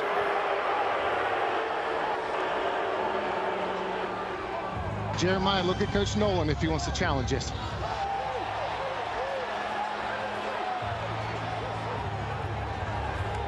We cannot have a challenge. We're inside of 2. Ball's going to be thrown to the left side. Does he get those hands under? No, I think that thing's on the ground. I think it's pretty clear from the view we just saw that that ball is assisted by the ground.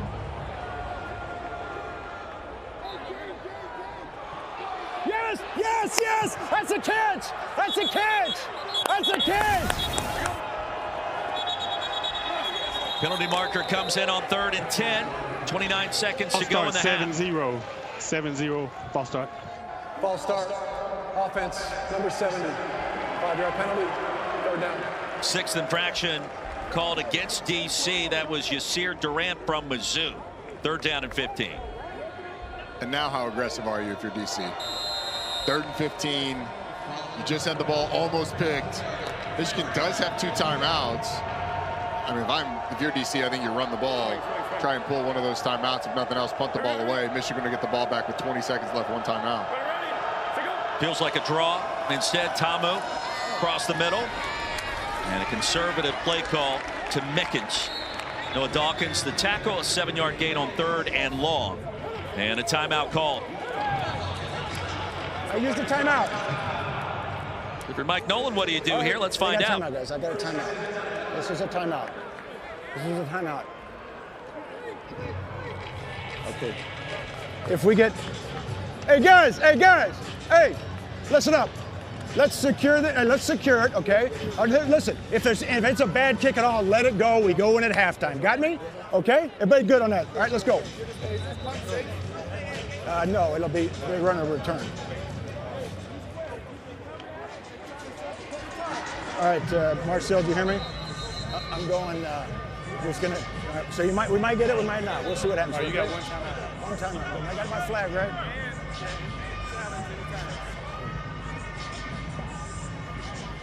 Be smart with the ball back there, Malone. Count them, yeah.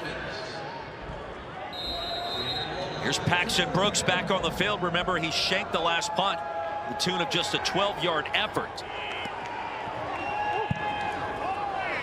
Turns it over beautifully this time to Xavier Malone. And from the 23, a running start before he's brought down at the 37. 48-yard effort that time, a return of 15. Only 10 seconds to go in the half. It's not quite enough time to get anything done. I mean, you may have 1 play to try for a long field goal, but that'd be really aggressive by Michigan. And you got 1 shot at it. We'll see what they choose to do. We're taking the half, fellas. There's your answer. Quick third. I love it when the actual team, players or coaches answer our questions. I know. It's like they've got microphones or speakers in their helmets where they're listening. Victory formation. Panthers, one of the more impressive halves of this season. At 3-2 coming in, and so far handling first place DC. The defenders at 4-1, and Michigan awfully impressive, protecting the home turf here in Motown. Back to the drawing board for Shannon Harris. Entertaining start in Detroit. And our halftime report coming up next.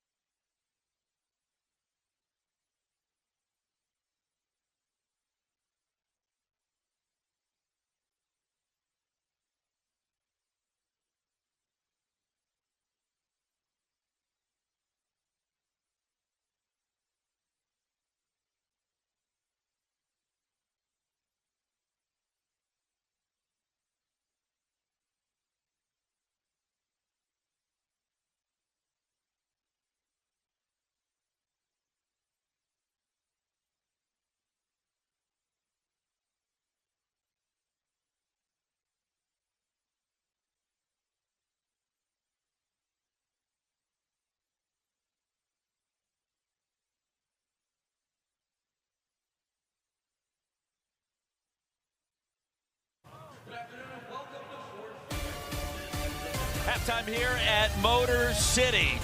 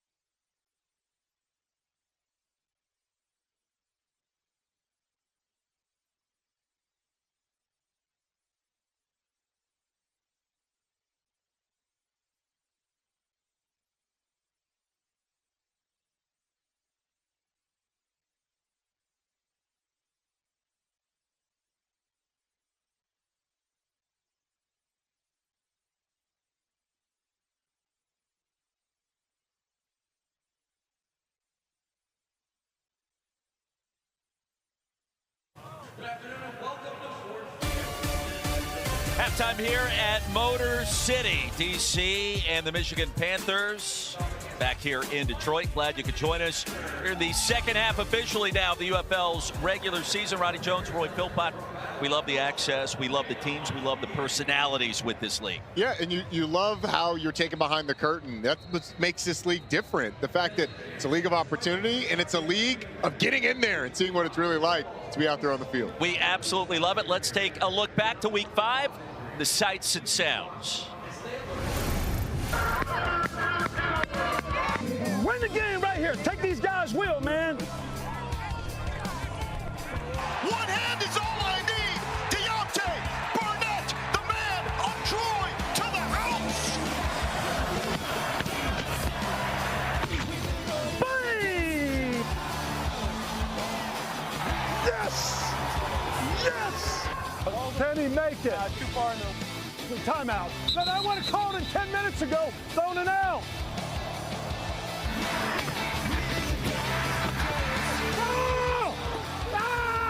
Hey, I got your back. We're going to be better in the second half. Let's rock and roll. Go! Hey, stop it. Just be quiet. Hey, good job. I just had to throw it up. Hey. And it's an option 2 pass, and launching it is Jackson. Oh, and they hit on it. They hit it on again. Hakeem Butler, a trick play.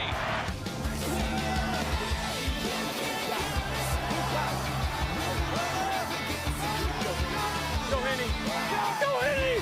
Go, Henny. Go, Henny.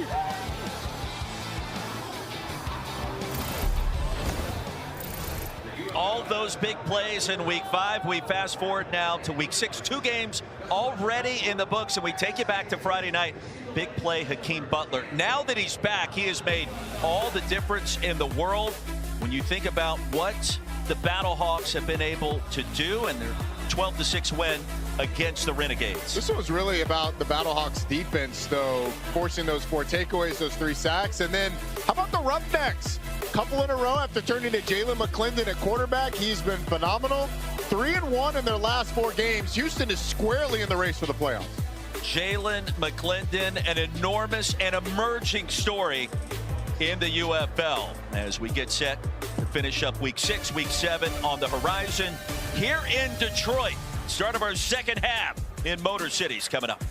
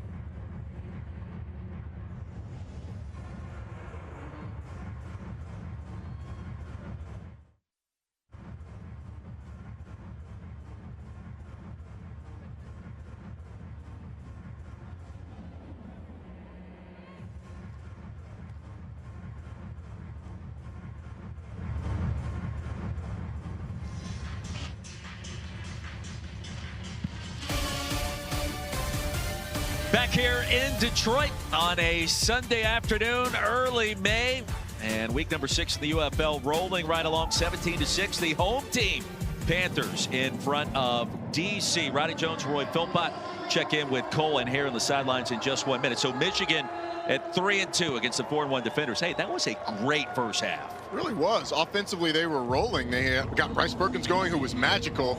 They were able to run the football. The stuff they were doing with the RPOs off the zone read was really putting DC's defense in a lot of conflict. And then defensively, after allowing 2 double-digit play drives to DC's offense, Michigan's defense really buckled down. No more double-digit play drives, and no more points for DC. All right, an incredible first half for Bryce Perkins. We check in with our sports betting analyst, Aaron Dolan, about the trends happening in this game and in the league. Aaron? Well, the live line has moved 9 points in favor of Michigan, but this is the UFL. Anything can happen. And I talked before this game that I like the DC defenders, and they were in this spot last week when they were down by double digits at the half against Arlington and then ended up winning that game. Again, anything could happen. As for some player props, if we're looking at Michigan, we did see 2 touchdowns cash, but no other player has gone over their passing or receiving yards prop just yet, as well as the rushing props. But I will say, as for the DC defenders, some of these guys are starting to hit over their props, including Rowland, Mickens, as well as Jackson. So come the second half, we'll see if some of these guys get going. Yeah, in the first 2 quarters, we saw Jordan Ta'abu. I mean, he was accurate with the football. There was that big stop on 4th and short at the 5-yard line of Michigan early in this game that kind of set the tone. Yeah, there were negative plays that really derailed multiple drives. You had a sack in there as well. They've just got to find some semblance of balance. They were heavy pass towards the end of the first half. They got to be able to run the ball a little bit more. But Aaron's right. They were down double digits at halftime. They're also down double digits in the second half after climbing back a little bit. So multiple double-digit deficits last game for DC. They were still able to come back and win. Should make for a fun second half. Indeed, it should. Let's take a look at our progressive game flow here in week 6 of the UFL, and it's been a bit of a back and forth contest. We talked about the incredible play Bryce Perkins. He has found unique ways to get his team into the end zone. He's a special player with the ball in his hands, throwing a defender to the ground. This play ended up coming back for a penalty, but it was still highlight worthy. This one, Roy, was a big conversion on a 3rd down, got it down close, and they were able to get some points out of it. This is the one that's going to go on the highlight film, though. Wrapped up multiple times, gets free, finds Cole Hicatini, who ends up in the end zone. I mean, that's got to be one of the best plays of the season. Hey, if you're in the National Football League, are you paying attention to Bryce Perkins as we take a look at today's progressive first half stats and what strikes you here? Well, the fact that the Panthers have only had 4 third downs, that's how efficient they've been on 1st and 2nd down. You compare that to DC's 9 third downs. They have not been quite as efficient on 1st and 2nd to get those first downs, having to convert a lot. But that's the biggest thing. I mean, DC has been able to move the football. They just haven't had any big plays, and Michigan's been able to create a few.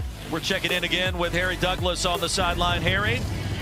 I'll say from the DC defenders locker room, defensively, Blake Williams, he's stressed, being able to contain the quarterback. We know Bryce Perkins is elusive, and also guys covering for a little bit longer on the back end. They've had 2 free runners, right? Bryce Thompson, we've seen him come on the blitz and miss the tackle on Bryce Perkins, and also Deontay Anderson. Those guys have to make those plays. Offensively, I heard head coach Shannon Harris say 1st and 2nd down production, so we can take our shots after that, guys. Feels like DC, Aaron talked about it, Roddy, you mentioned it moments ago. This team has comeback ability, and if you're Bryce Perkins, can't take your foot off the gas here. This Michigan offense continue to do what you've done because you know DC's going to make a run at some point. Yeah, and they almost assuredly know that. So you look at the quarterback comparison, both these guys have played really well. I don't think Bryce Perkins' stat line tells the full story of how impactful he's been on this game. I mean, just his ability to escape pressure, to extend plays, those 104 yards passing, but once again, incredibly efficient, being 7 for 8 after being 21 of 25 a week ago. And Jordan Ta'amu has done a nice job as well. We're all about access in the UFL. Our best sounds from our first 2 quarters today in Detroit. Best kicker in the NFL. He was on our team last year. Boo! Terrible. That's it. Hey! Wrap up! Wrap up! Gosh dang it! You gotta wrap up! Jesus Christ! Are we downfield? I knew it was downfield too, a couple drives ago. I tried to extend it until they could get back, but.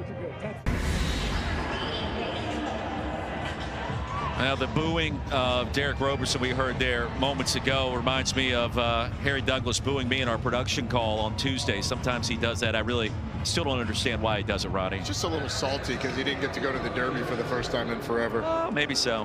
He's basically the mayor of Louisville, so. Yeah, I could not go to the Derby and drink all day long and then come and try to do a UFL game, guys. It's another loss for journalism yesterday, apparently. 17-6, start of our second half here at Ford Field. And Michigan, we mentioned the 2-for-1. They ended the half with possession and now begin the third quarter. In the landing zone, Xavier Malone, good field position, barrels his way ahead to the 36. Check in with Cole Kublik. Guys, had an interesting conversation with Michigan Panthers defensive coordinator Colin Bauer coming out. I asked him, and we talked about this, those defensive ends, the edge defenders for the Panthers defense, are they playing flat, playing slow, kind of stationary intentionally? And he said, yes, we were too aggressive with that a week ago. We want to put the onus on Jordan Teamu to make him make decisions. And guys, I tell you, I think he looks a little more confused with that than maybe he would if they were switching it up, being a little more aggressive.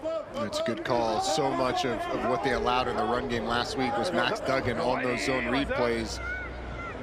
Nice job tracking that down, Cole. It's talking about the adjustment. It's back to Perkins and back to Toa Taua. 2-yard gain on first down. Had some momentum towards the line of scrimmage, and then DC stopped him right in his tracks.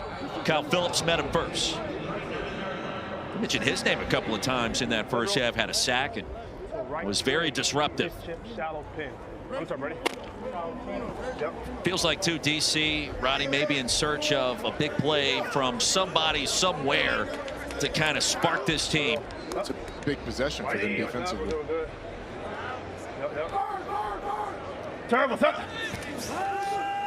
Clean snap for Perkins. He'll step up in the pocket and take off, and Bryce Perkins ahead towards midfield. That's a first down.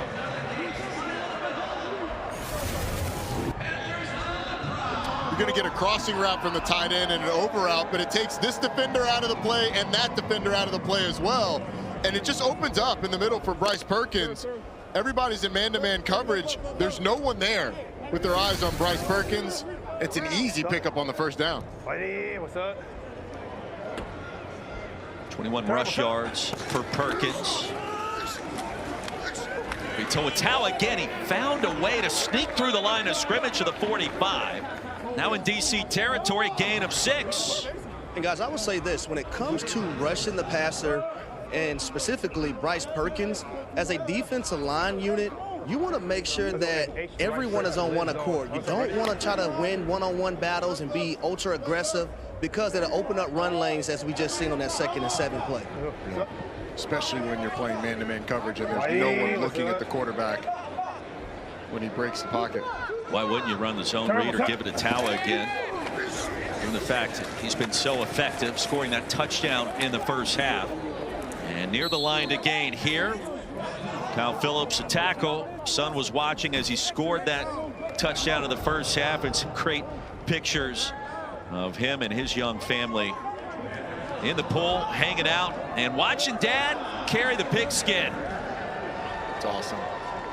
It changes things when you have kids. The reason that you do what you do, as any parent would know, comes more than yourself. And it's so cool to see that relationship and the way Toa plays because of what he has at home.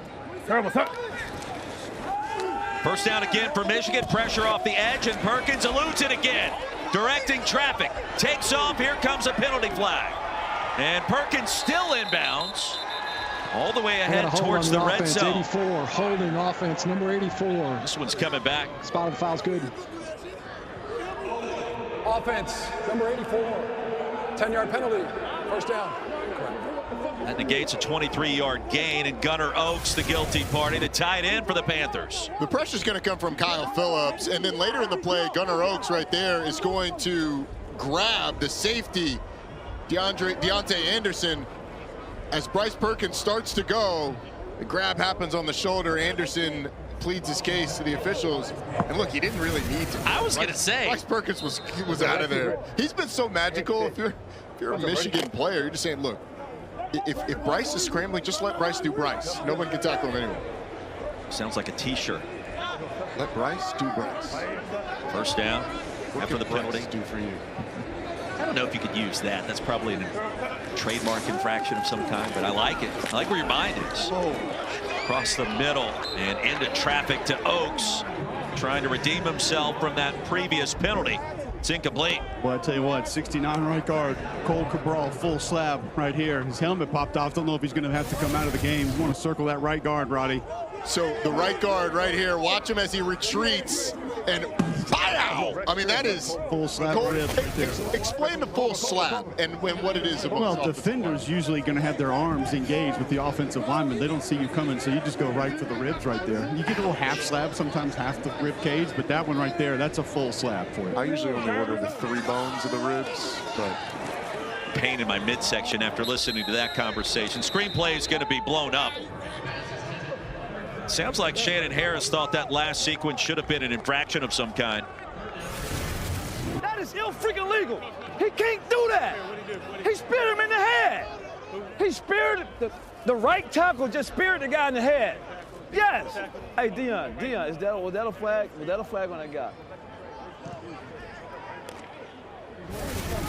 If he wants Coach, clean that up. Well, if he wants to talk about the right tackle, maybe going to the ground with it, but I have seen actually illegal roughness on a offensive lineman do that once in my life, but not a penalty. Cole, that was ill-freaking legal, by the way. Yep. Perkins behind the line of scrimmage, now takes up, still on his feet. On 3rd and impossible. It's Bryce Perkins again. You good? I know, but you good. You good? I'll go. Hit me in the ass. Hell no, nigga, hit me in the ass. I mean, it's just Perkins magic once again. I mean, you got a shot at him there, and then when you've got 3 defenders around you, how in the world does he get out of this? There's 3 guys there. How? I mean, one's got his head down, one has an ankle broken, and the other's behind him. That's out. Thank you, Cole. Joe Wallace, the injured player, helped off the field as we ran that replay. I'll tell you guys, man, that is deflating for a defense. You have them right where you want them, 3rd and 20. And it's exactly what defensive coordinator Blake Williams spoke about at halftime. We have to contain the quarterback. We have to get him down on the ground. That is more defenders defending a play with the inability to tackle Bryce Perkins and get him on the ground. Helmet came off of Perkins. That means Danny Etling has to check in for a play out of LSU, and we saw the 2-quarterback system earlier in the season. Perkins was really named QB1 defiantly earlier this week. Handoff, doesn't matter who the quarterback is. Nate McCrary. 19-yard gain. It'll be 1st down and goal. It's a really good job by the right side of this line, but particularly Jim Okafor, who just fights. He's able to get his butt to the hole, let Nate McCreary cut off of it, and then the young man who's battled an ankle injury all year long almost gets in the end zone. Can't quite make the safety miss. 37 yards on just 4 touches. McCrary remains on the field. Let's see if they try to get him into the end zone here. More zone read. It's McCrary, and indeed he gets there. Now the ankle's healthy. The offense for Michigan on point today, led by Bryce Perkins, and now McCrary, his first scoring opportunity.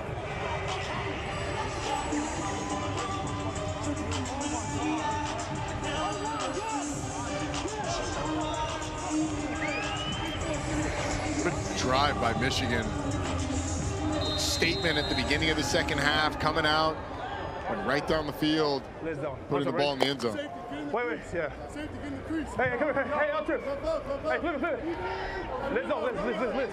1-point conversion attempt, 23-6 ball game. After this first possession for our 2nd half. We're good. The Panthers overcoming that holding penalty. Perkins has overcome everything, and he does it again. Buying time to Malik Turner. Conversion is successful. 24-6. Nate McCrary finding a way into the end zone. Second touchdown of the season, and it's Perkins. The no-look delivery. And it counts.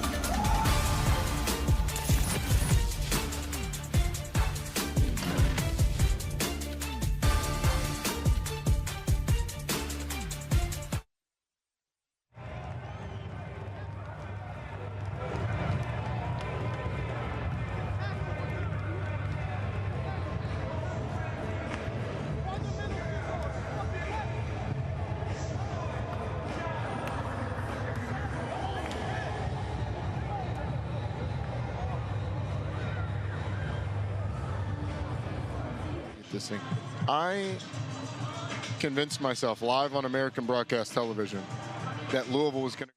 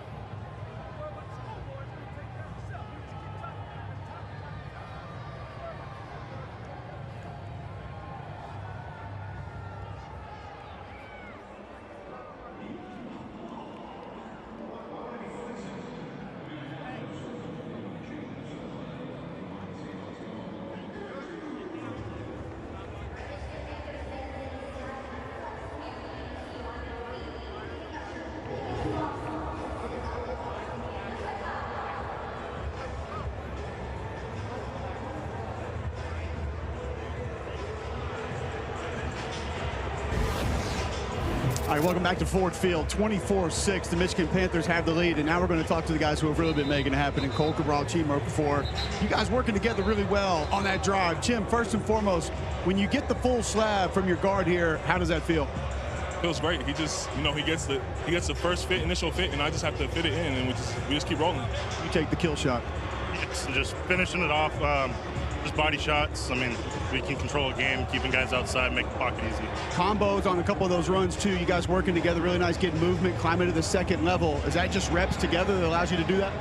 Yeah, well, we just work it every day in practice, so we have a natural fit. Oh, yeah, I mean, we rep all this stuff all week, so it just makes it second nature when we get out there and have to do it in the game. This is your chance to talk trash. I'm good. I'll keep it. I'm good. Yeah, the trash has been talked on the field. What is it like? Tell me quickly, with a quarterback like Price, able to bail you out at times, move around, do different things in the pocket. Oh, that's great. I mean, like that last drive, I missed on one of my guys, and he made something happen. It's really nice that he can pick us up, and we need it. Jim? He makes it easier for all of us. Just blocking easy, everything. So it's just nice having him back there. Thanks, fellas. Thank you. There you go, Cole, boys. thank the humility of the offensive lineman there. It's an offensive line friendly broadcast here in the UFL. It's brought to you by Discover. It pays to discover. The Tawa family celebrating this Michigan performance, and Toa Tawa already reaching the end zone. Flex time. Hey, it looks like we would like to hang out with them sometime in the near future. I don't know where they are, but it looks very warm and tropical, and it looks like they're having a good time. I absolutely would accept an invite. I'm ready to have maybe an early dinner with the Tawas, as Deion Jackson's going to rumble ahead towards the 35, and Tarpley brings him down a 9-yard gain. Look, if you're DC offensively, a lot of time left on the clock. Hey, Z-Cross.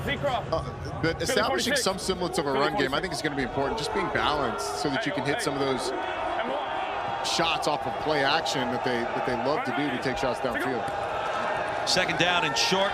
Play action. Ta'amu wants to heave one deep again. Wide open is Rowland. Here comes DC. And a touchdown for the defenders.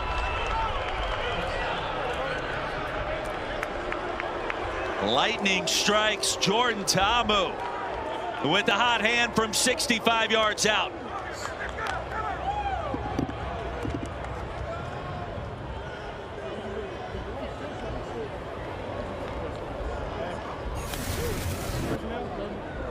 Well, you're going to see the safeties split to the top of your screen, and then Jordan Ta'amu just delivers a magnificent ball to Chris Rowland, hits him right in stride, outruns the safety, Arnold Tarpley III. And how about that for a response? Couple plays, a quick touchdown. DC is going to line up to go for 2 from the 5-yard line. And we've talked at times today, Michigan defensively has been known to give up the big play on occasion. We saw it there. Give them 2 more. 24-14, and the defenders are right back in it. Bradley Moore, McKinney catching the 2-point conversion.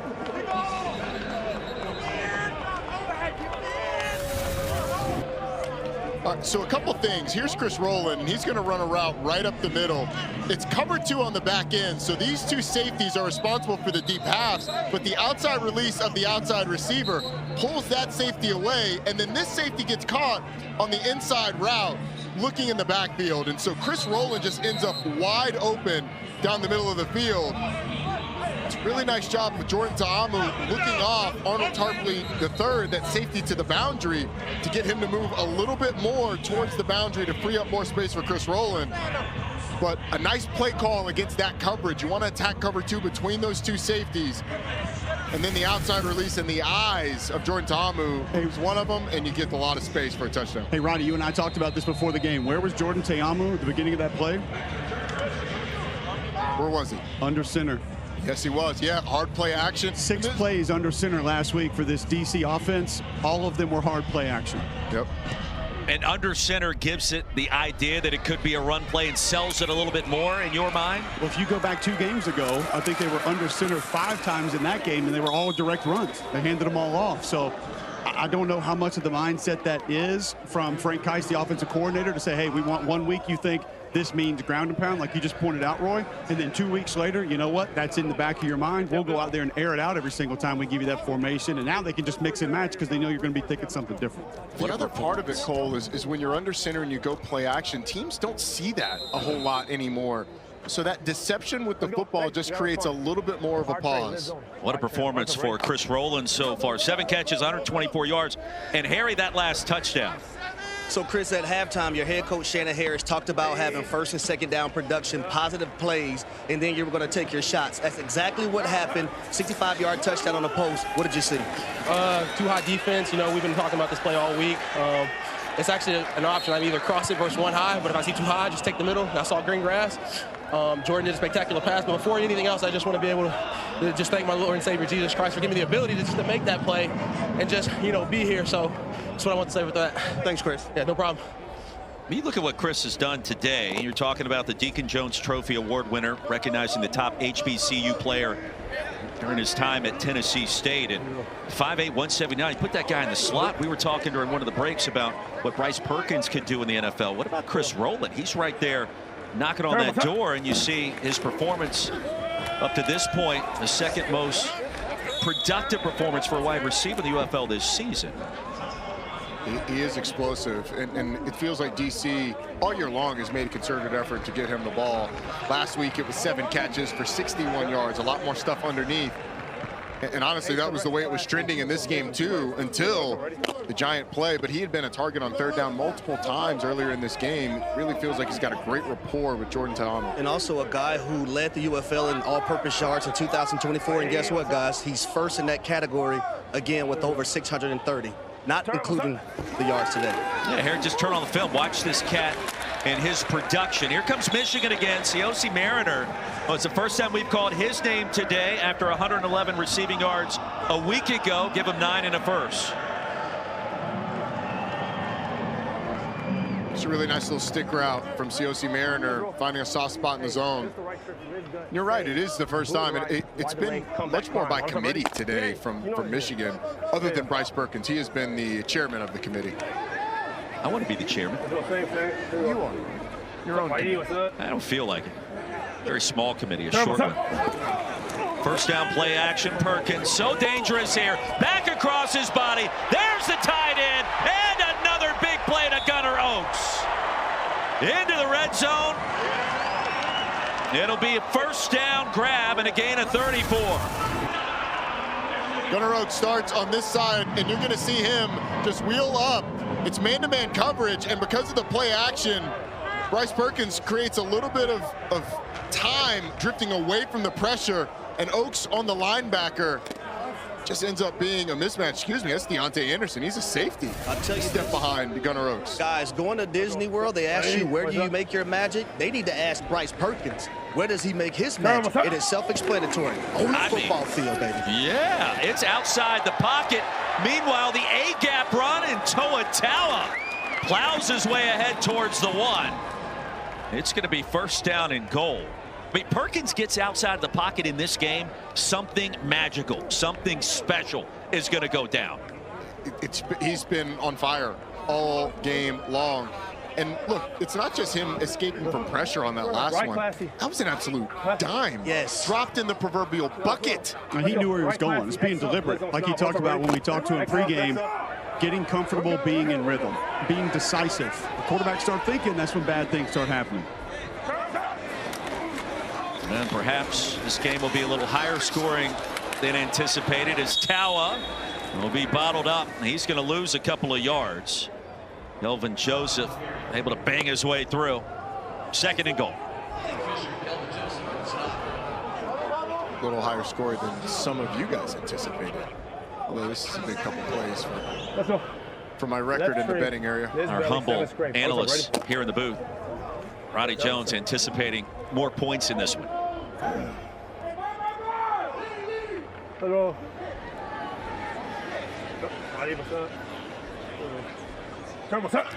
Crary back on the field. They'll fake it to him. Perkins slant. Cross the goal line. Penalty marker comes in. Let's see if there was some sort of illegal screen set up on some kind of run route over in that direction. That was behind. It was beyond. It was beyond. It was beyond the line. It was beyond. Mariner caught it. Number 2 receiver blocked inside. Downfield. Yeah. Yes. I'm just trying.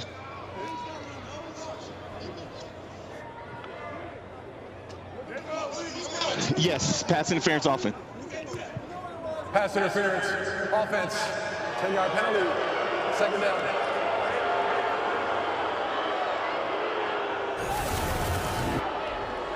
They call it on Jalen Moore, who's just going to throw what can only be described as a block on the corner. I mean, if you're the receiver, you got to have a little bit of tact. You got to get through there, up the field, or turn around before you get to the defender. You can't go shoulder to shoulder with the defender. That's going to be called a pick every time, especially on the edge. Now, Roddy, I would also say on that play, it is very... So a pass interference, a defensive pass interference against your number 17. Our number 17. Okay. Yep. Defensive pass interference against our number 17 wide receiver.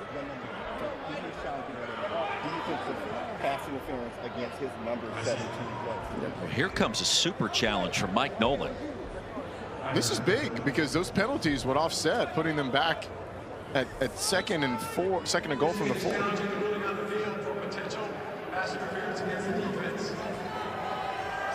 Okay, so we have a couple things to look at here, Jeff.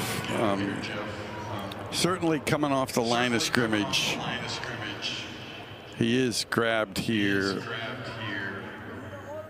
but that ball is still in the hands of the quarterback when he's taken to the ground. So I could really only put that into the class of defensive holding. I can't put that as defensive pass interference. And since it was defensive pass interference that was called, that was challenged, then I'm going to deny the challenge because there is no defensive pass interference on the play. Now the score counts. That is correct. You have to be specific in the challenge. Mike Nolan challenged that it was pass interference. It ends up being holding. DC is charged his first time out. The results of the play is a touchdown. Semantics are important, Roddy. Specificity is key, Roy.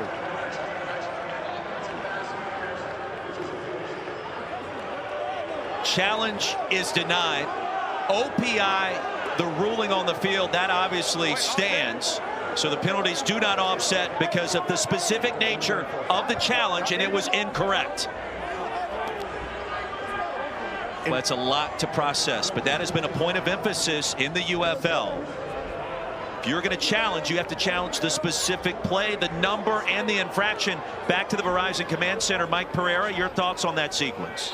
You're exactly right. And the idea of the super challenge will let you challenge everything. But if we're going to do that, you have to be specific. And so he has a strong case for defensive holding there. But since it was defensive pass interference and that holding occurred before the pass is thrown, I can't put it as pass interference. And so therefore the challenge has to be denied. Snap gets away from Bryce Perkins. This time he's unable to elude the pressure. And brand new life for DC. Roberson sniffed it out.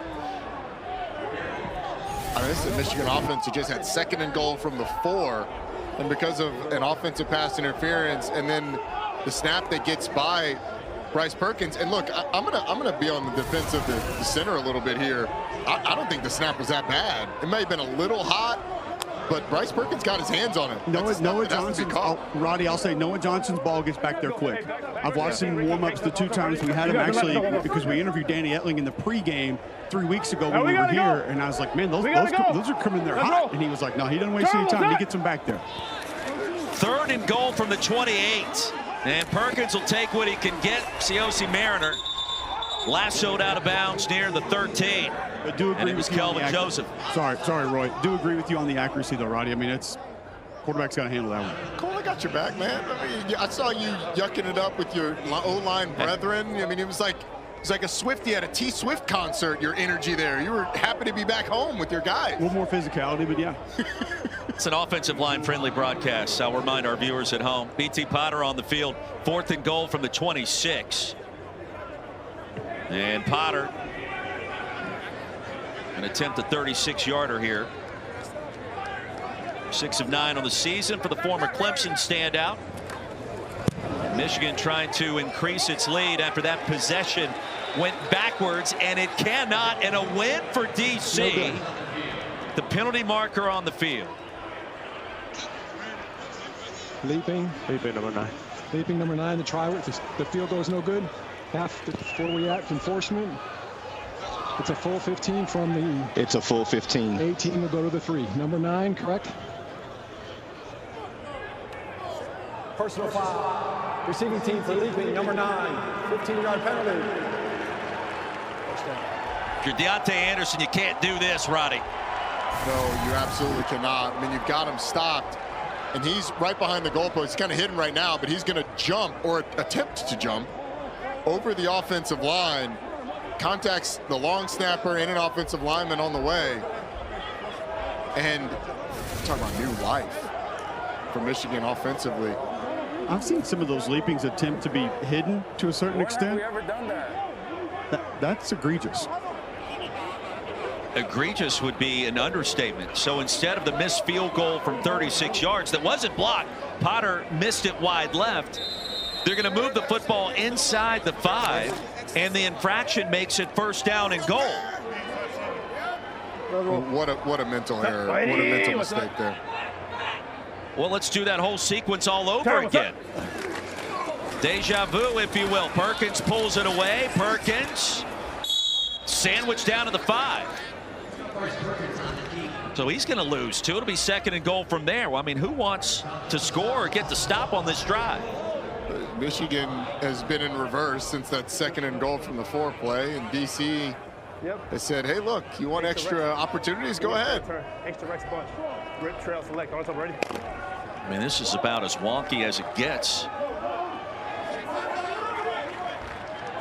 It's also running a ton of clock for Michigan, up double digits with an opportunity to go up more. What's up? Towers serving as pass protection this time, and Perkins again keeps it alive. Perkins stays in bounds, and the spin, and the touchdown. The Magic Man crossing the goal line.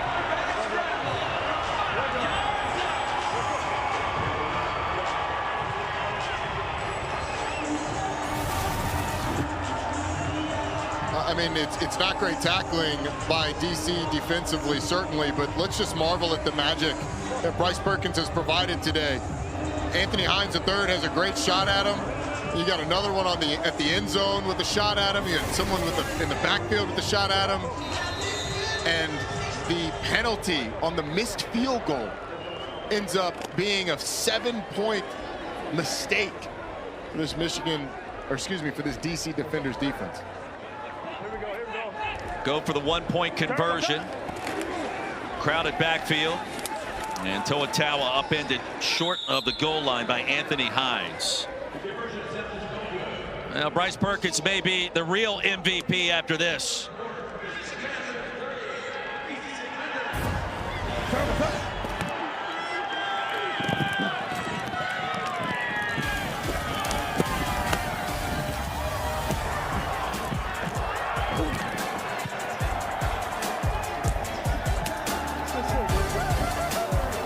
He can do it all.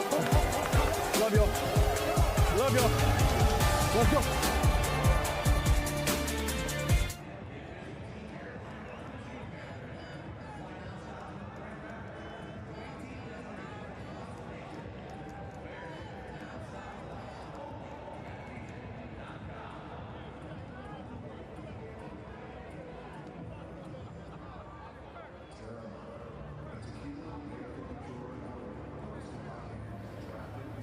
I was going to try to get Bryce on the iPad to just talk me through that last play. Yeah, that'd be awesome. Swell. Hey, Mike, can you hear us? Yes, I can. Hey, I've got a just offline question. If the leaper had not touched the two offensive linemen, is it a penalty still? Yes, on the field goal because attempt? he can't come. Yes, he can't come from off the line of scrimmage and then leap over players. Yeah, He okay, can do it if he was on the line of scrimmage, but not from off. Line. Okay. Yes. Yeah. All right. Perfect. Thank you. That's just a really dumb. It's like.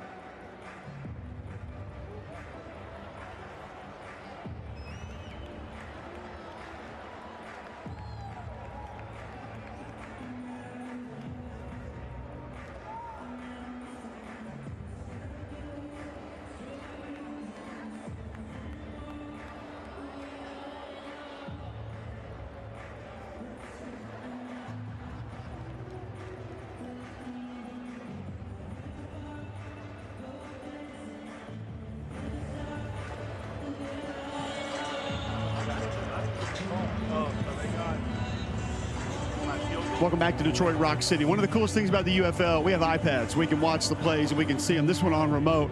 Bryce, just walk me through, try to take us into your brain while this play is happening right here. Yeah, no, they did a good job of covering down. I was trying to work backside, but then No. Wait, tell me what you're thinking. How do you do this right here when you got what? Yeah, I mean, try to stay strong in the legs throughout, all year.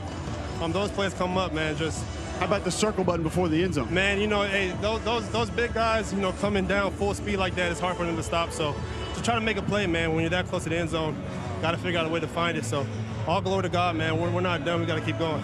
Spin move to get into the end zone, or the stiff arm putting a DB on his back earlier in the game? Man, the spin was pretty nice because they ended the score. But, at all costs, man, I'm just trying to – those big guys weigh a lot. I just don't want them to tackle me. So. Let me ask you this real quick. Honestly, are you in the zone right now? Yeah, man. I think I feel good, play good. I'm calm out there. Coach is calling a great game, and the guys are fighting too. So we know that this game was going to be a hard game. Just so when the competitive nature comes out, you got to attack it. Thanks, Brian. Yep, thank you. There you go. Now trending in America on social, Bryce Perkins. I mean, he's 10 of 13 passing for 157 yards and a touchdown. He's got 55 carries and a touchdown on the ground. And I don't think that tells the full story of how good he's been, because he's been throwing defenders all over the place, spinning off of them, at times jumping over them. Like, this dude has been... Rodney, he's in what they call a flow state. We've all played with amazing players. Like Harry played with obviously one of the greatest receivers of all time in Julio Jones. Like I played with Rudy Johnson. There's not many guys that you watch play football and we sit there and say, how?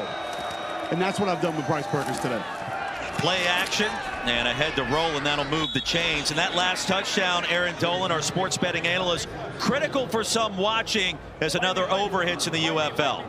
Well, Perkins was plus 125 for any time TD, and like you just mentioned, the over cashes once again, and the over in the UFL has now gone 10 of the last 14 games after starting 1-8. And typically we were seeing these overs at the beginning start cashing at the final minutes, but now we're starting to see it in the third quarter, sometimes even in the second quarter. So again, the public winning on the over for today. It's a trend that we noticed early this week in getting ready for this game. The last 4 weekends in the UFL, you're talking about the average point total in a game going from 29 points in week 2 up to 50 points per game last week in week number 5, and you see it again today. You're not sweating it out towards the end. We're seeing more points earlier and more often in these games, which creates more fireworks. You know what? The watchability factor goes up a notch or two. Well, look, at the beginning of the season, the defenses, because of the way training camp is structured and just the rhythm of the offenses not being there, defenses were way ahead. Now we're able to see the talent, and honestly, the schemes really shine in a lot of these offenses on a big third down. Getting loud at Ford Field. Smith just lost 2. It's 3rd down and 6. To Amu, triple coverage. And deflected away, incomplete. DJ Miller got a fingertip or 2 on it. It'll be 4th down. Well, it's a nice job by the defender, DJ Miller, who's kind of in the slot. He carries the out route for a couple steps and then gets back underneath that curl. Just a nice job being disciplined in your zone and almost getting an interception. Lead is 16 for the hometown Michigan Panthers and Mike Nolan. 4th quarter coming up.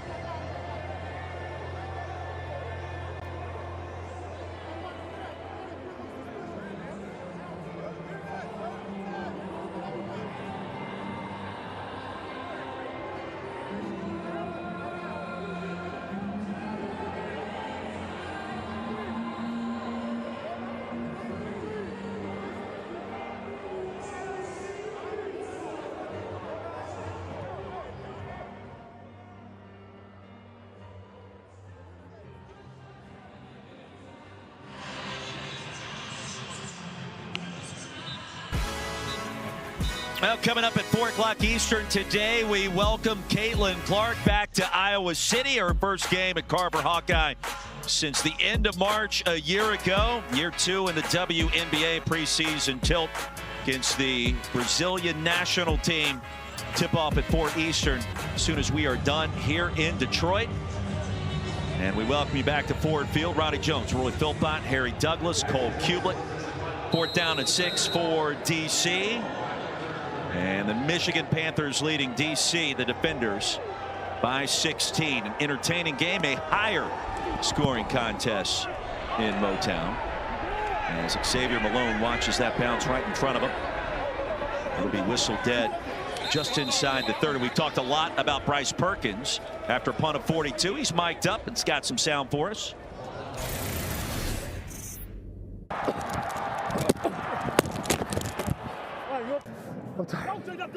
They hit me in the ass. No looky. No look on that eye. No looky on that.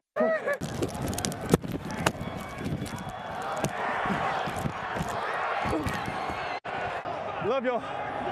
Let's go. Ronnie, they hit him somewhere. They hit him somewhere. I'm not sure where, but it doesn't sound like it felt well. Well, there was no gray area on where he was hit. He said where he was hit. There's worse places to be hit, but that is not a great place to be hit. Michigan will try to ground and pound here for a minute. He mentioned the no-looky there. That was on the conversion attempt and the no-look dish to Malik Turner. And just an incredible play and what has been an incredible game. Cole talked to him moments ago. Hey, are you in the zone? Yeah. Bryce Perkins is in the proverbial zone today. Everything is working. And look, he's been kind of in the zone the last 2 weeks. I mean, he was phenomenal last week. Was 21 of 25 passing. Didn't do nearly as much damage with his legs, but in terms of rushing numbers, it scrambled just as much.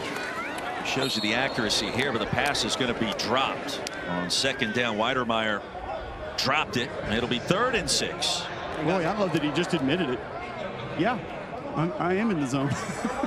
Very simple answer to your complex question there. Yeah. I don't think anybody's ever accused me of being smart enough to come up with complex questions, but I would disagree. Yeah, I think you asked some very good questions and complex questions. I usually listen to the offensive line. On Jocks. Hey, by the way, we had Dean Blandino on this week. I asked him who brings the donuts every week, and he said, just peanut butter and M&M's for me, man. No, he doesn't do the donuts. Okay, we've seen donuts in there, though, Dean. Double coverage, nearly intercepted. A dangerous toss from Perkins. And that'll bring up 4th down. Well, it's just a nice job. Sitting on the route, it's popped up in the air. Deontay Anderson almost comes up with it. Should have came up with it, especially when you get a personal foul for jumping over a slow snapper. Oja Medina was the one that was able to tip it. Got to catch that one. First 3 and out for this Michigan offense today. So the defenders giving themselves a chance here.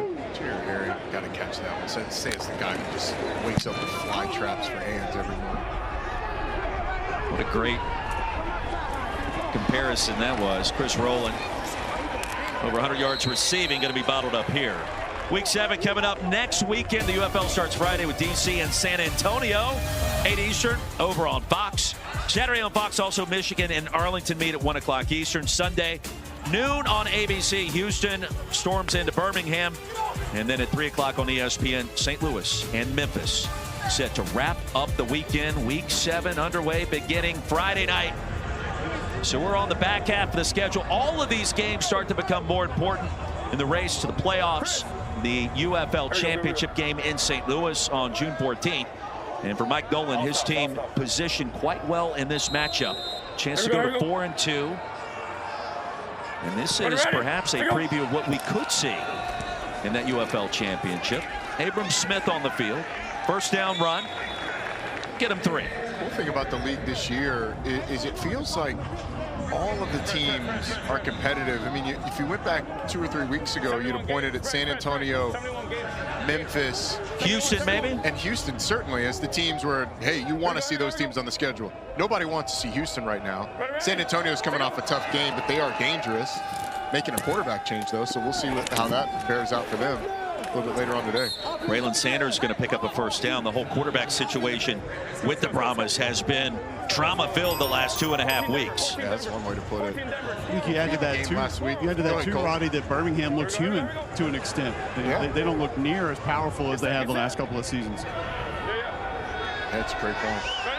Third catch for Sanders, averaging 10 per touch. Tamu wants to take off. Gain a couple across the 40. It's like one of the first times we've seen Jordan Tamu use his legs. Which is quarterback draw. Which is very surprising, especially because Max Duggan had his way last week. And quarterback run. Harry, I think it goes back to what Cole talked about with Colin Bauer. They changed the way their defensive ends were playing the quarterback on those read plays, flat-footing him, really putting the quarterback in a position to make a decision, and Jordan Tamu has not been aggressive keeping the ball. Floats one deep again. And the center fielder was back there on Chris Rowland. Arnold Tarpley III. He's mad at himself. He couldn't catch up to it.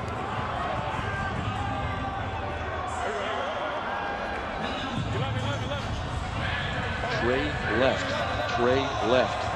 52 Marriott. 52 Marriott. Trey left. 52 Marriott. Oh, I'm ready. If you get a couple here, do you think about going for it on fourth? Yeah, I think you get to fourth and short. 4th and 3 or less, it is definitely a possibility. Under 11 to go, 3rd down and 7. Here comes the pressure. Tarpley on the blitz. Tamu heaves it deep again. Double coverage incomplete. And Rowland's been his guy today. It'll be 4th and 7 if you're Shannon Harris. Let's see. Oh, go punt. Hey, they ran out to the back. That's all right. We'll look at it. It's one of the things I was interested about on that play. 52, you think 5-man protection, tight end out, back out. One of the reasons maybe Jordan Tamu thought he saw that pressure coming, had to get rid of that football a little bit early. So here's Paxton Brooks. Xavier Malone back deep to receive. Michigan defense, best of the UFL, living up to the billing so far this afternoon. Malone from the 11. He'll field it cleanly. Across the 20, and that's it.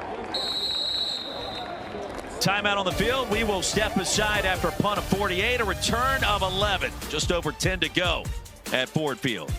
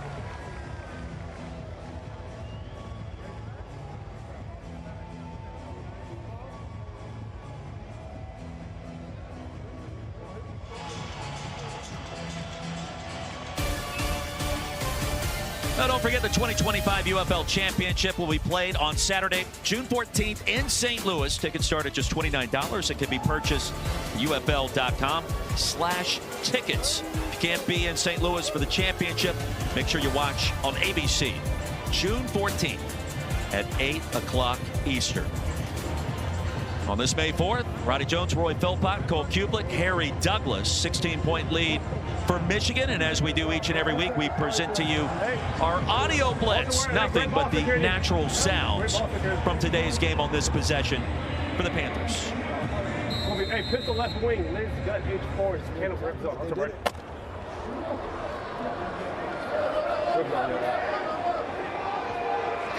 What's up?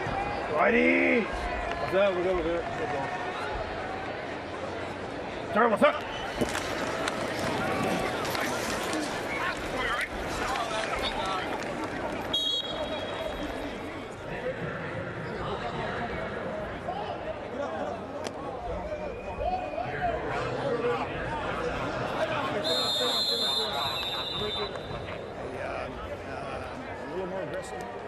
Injured defender.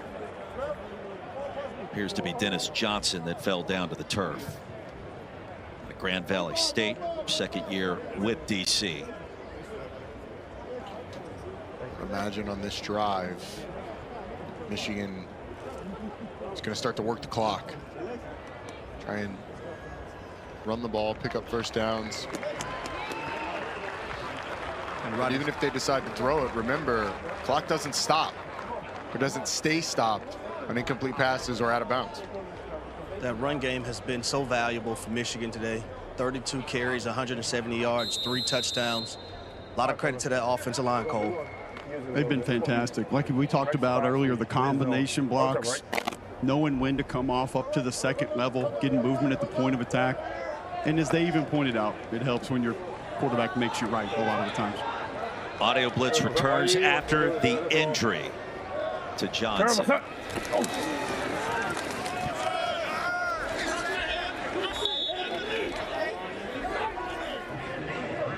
And low. Middle.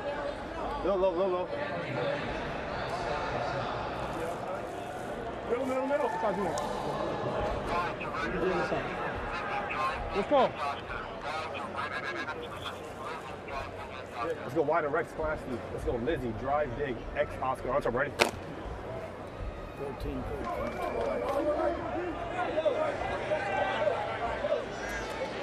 You got it.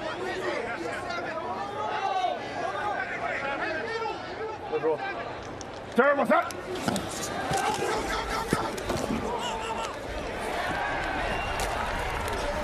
Yeah, you got it. They marked him. Get on the ball, cheese it right now. Cheese it and get it. Cheese it and get it. Cheese it and get it. Cheese the ball. They gave it to us. We got it. Check. Huddle. Woo!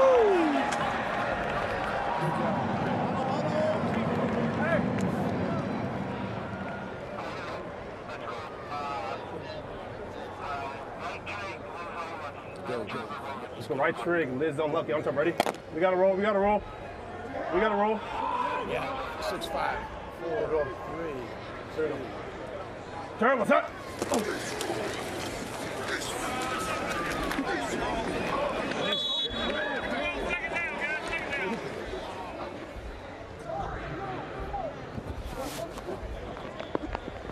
What is it? Still 11. Bear stab single. Bear stab single. Bear stab single. Back, Lexi empty, Lucy, CB draw. On top, ready?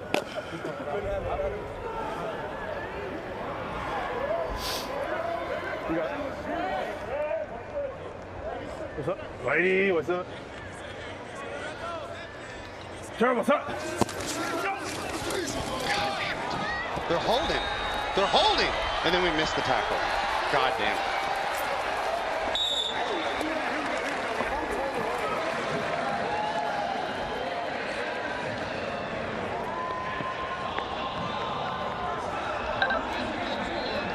Play 5 on your wristband. Play 5 on your wristband. Fire the back to roll. Fire the back to roll. Fire the back to roll. All right. So 9, you are poaching. You're kind of the box poaching, right? 5 to the back, 2 roll. Right trigger wing, gravel lead, Poaching to the side of the left or right call. Left, left, left. 9. Okay. Here we go. Just leave it. Just leave it. Just leave it. Just leave it. Go get him. Hey. You gotta rush. You gotta rush. I know. I got it. Got it. Shut the fuck up.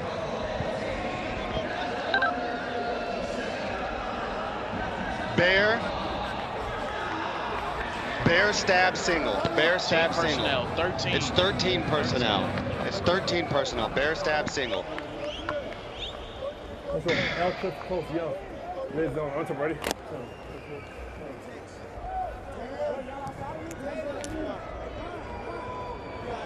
Let's go. Here we go. Turn, what's up?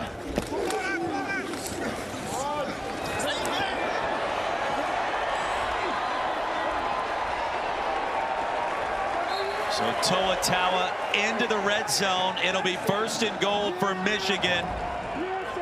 And Bryce Perkins, it is pick your poison time with what number 3 brings to the table after a 21-yard pickup for Toa.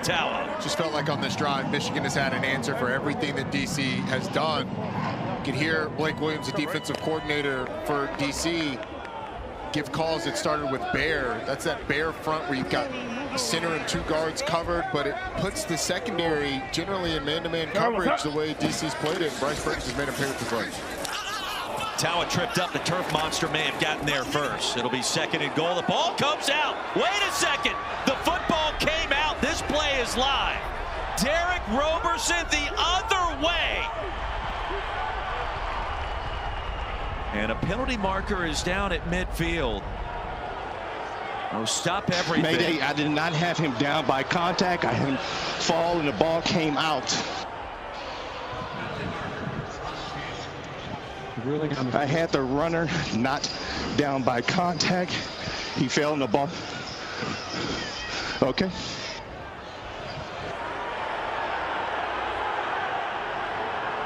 All right. The big question was there contact. The runner was down by contact at the 5-yard line. With the ball in Toa's hands, down on the turf.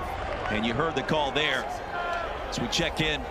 Verizon Command Center. But he's picking that up because there was no contact. But this guy was down. Okay. Willie, you just had a block in the back, right?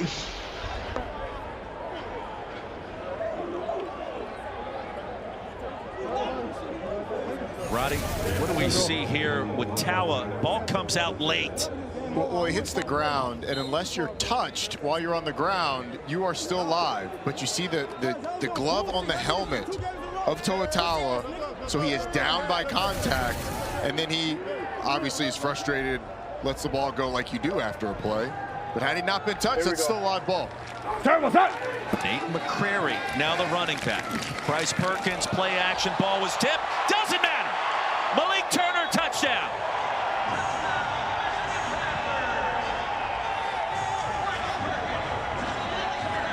When you're hot, you're hot. Bryce Perkins is scorching hot. It's Bryce Perkins' world. We're all just living in it, and we are witnesses to it. This ball gets tipped by Anthony Hines III. Doesn't matter. Finds the hands of Malik Turner. It's been that kind of day for Bryce Perkins. Everything he touches is turned to gold. And for Michigan, Eric, they have extended this lead. Well, it's looking like pretty insurmountable at this point. Panthers going to go for 2. Leading now 36-14. What's up? Whitey, what's up? And Michigan starting to assert itself at the very top of these UFL standings. Handling its business against the DC defenders. McCrary, the 2-point conversion. 38-14. Bryce Perkins has done it all today. The score tells the story. The lead at 24 for the home team.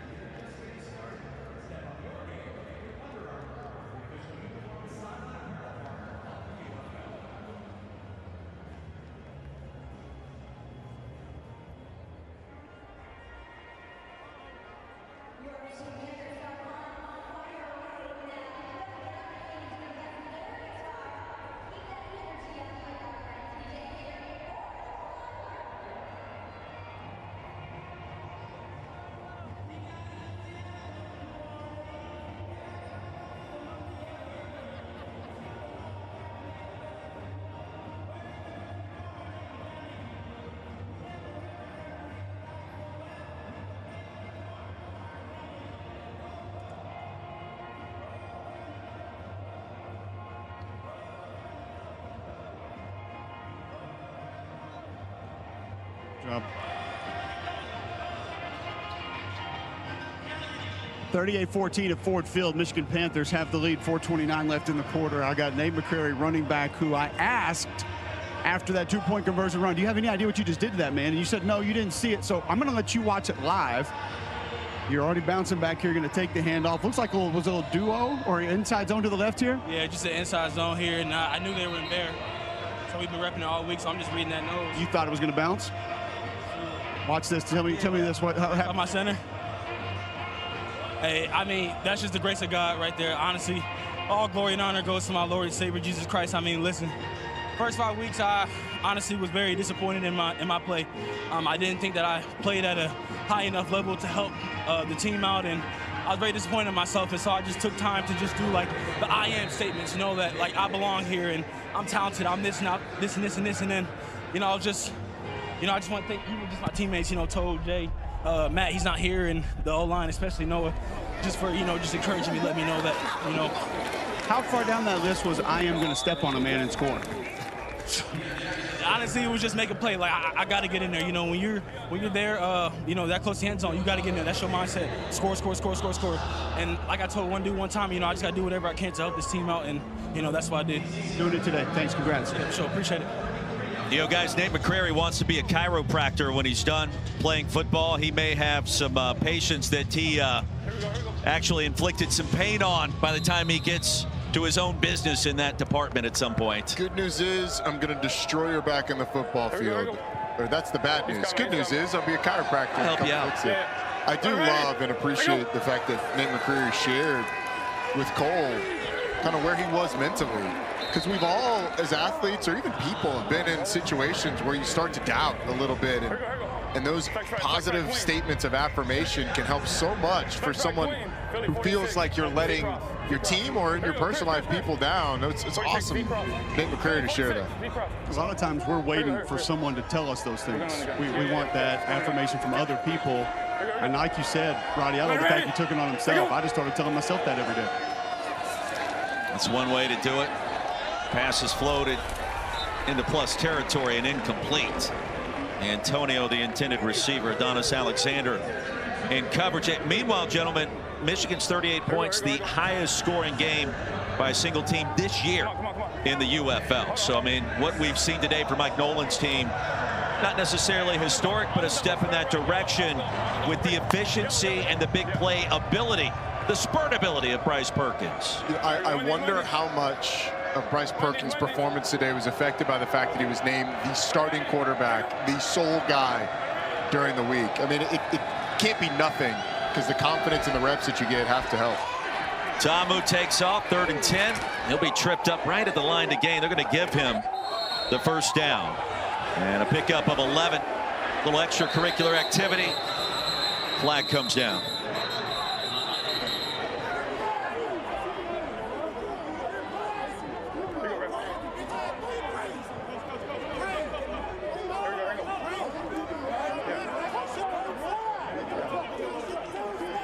We have a first down after the play.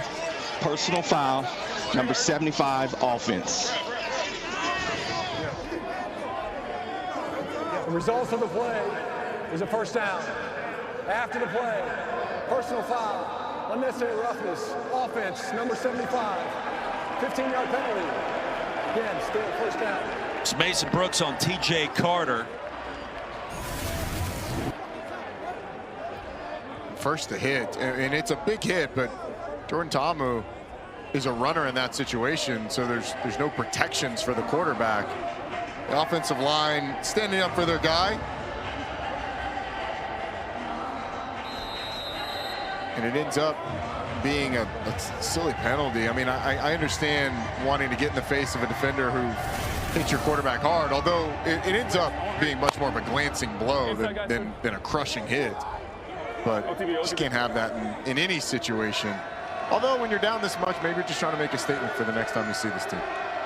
Brooks is out. Gunnar Britton is in at right tackle for DC. Another penalty marker.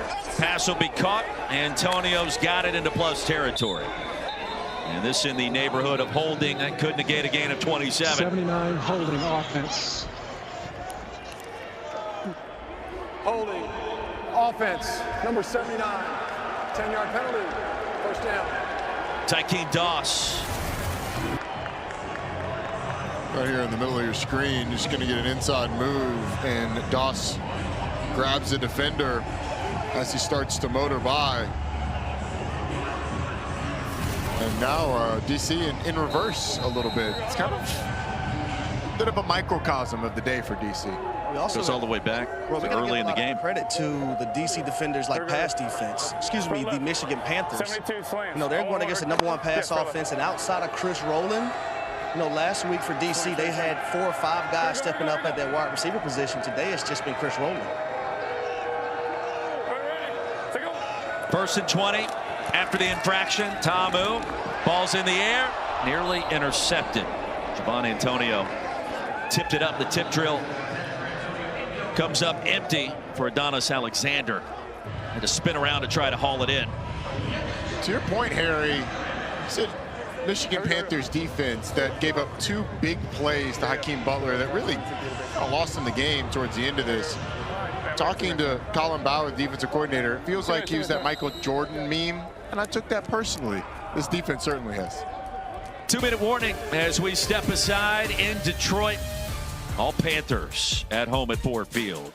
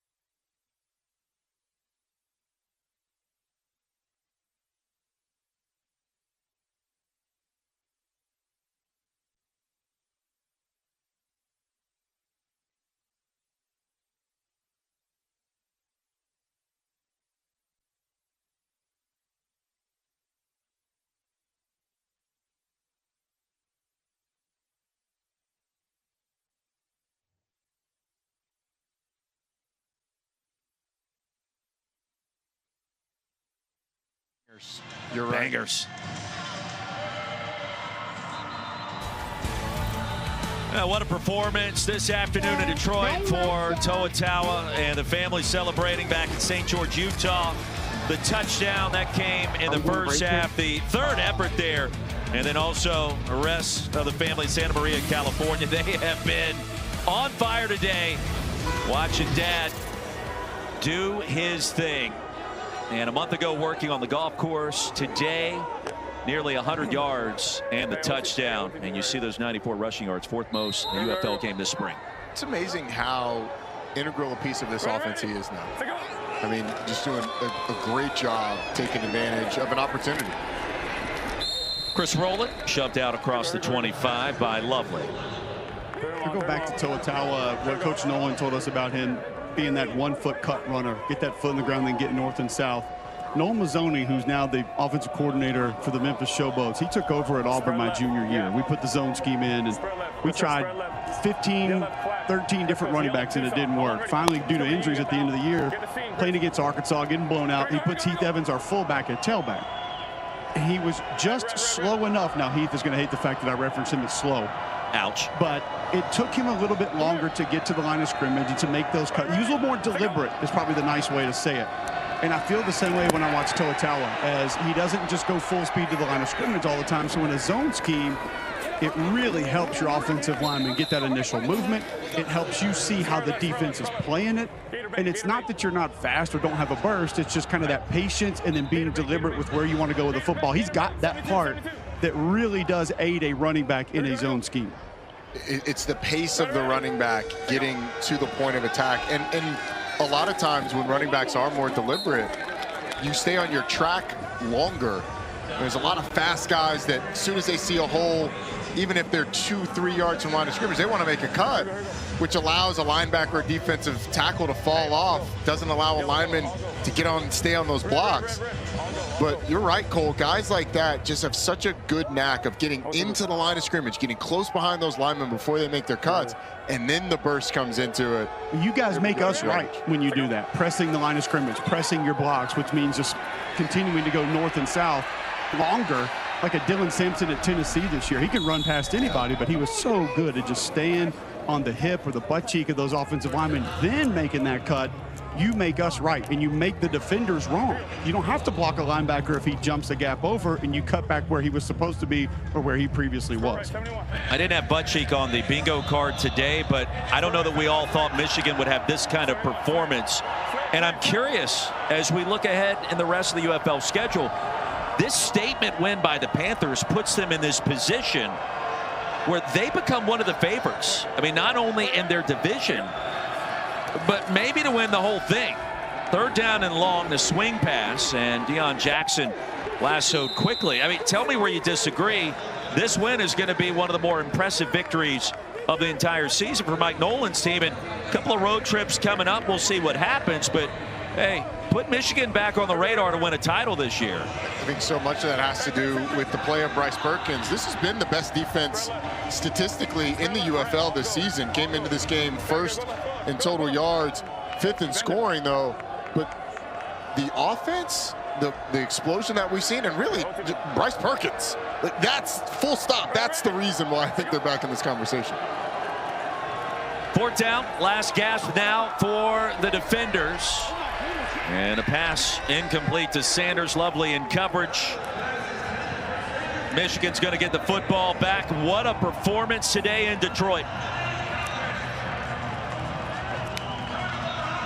Now coming up, Sunday Night Baseball. Head your way from the ATL, 7 Eastern tonight. Shohei Ohtani and the Dodgers take on the Braves. Don't miss this matchup, 7 o'clock Eastern, right here on ESPN.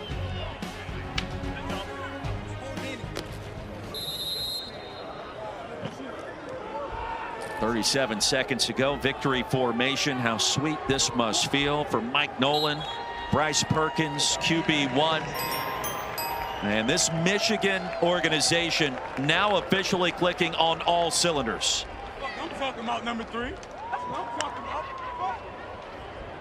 This will be the tape that Mike Nolan puts up during the week and says, guys, this is who we should be every single week. And coaches always say in the bad times, it's not as bad as it seems. This is the time we remind your team, hey, look, we played great. It's never as good as it seems either. Correct those mistakes and go back to the drawing board, but this is a team that should be taken seriously when it comes to potential champions in the UFL. 38-14, the final score. Michigan improves to 4-2, and the defenders fall to 4-2 with the loss. Now we check in once again with Aaron Dolan, our sports betting analyst, to take a look at the trends in the UFL after this performance. Well, Michigan wins. They also cover, so it wasn't a great day to pick the dog, although I did really like it heading into this one. Perkins was great in this game, hit over the majority of his props. And then all the running backs also hit over the rushing yards as well. It was a great performance by Michigan. We saw this live line as high as double digits for them, as well as the total just going crazy. So this was a really fun game to track, but we'll see if next week maybe the dogs start cashing again. Aaron, thank you. 24-point win, and we check in again with Cole Kublik with Bryce Perkins. Bryce, we talked to you before the game, and you said just getting into a rhythm was going to be important. Extra reps have helped with that. You went past that today. Why were you and your teammates able to do that?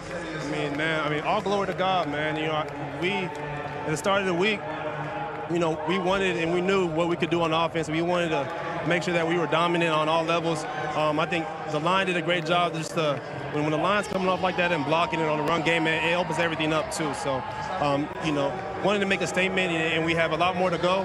You know, we're not finished, but, you know, it was a good jump today. How important was it for you to put those defenders in conflict? There were multiple times where you had a defensive end, a linebacker, a corner, all just kind of guessing on where to go. You would have 2, 3, 4 different options on a play. How critical is that part of you guys being successful? No, I mean, it's definitely a staple of our game. I mean, we rep it a lot. It's tough for defenses. You know, you have to be sound. You have to be disciplined with your eyes. And, you know, when you can run the ball, you know, it makes everything a lot easier on the outside and the perimeter.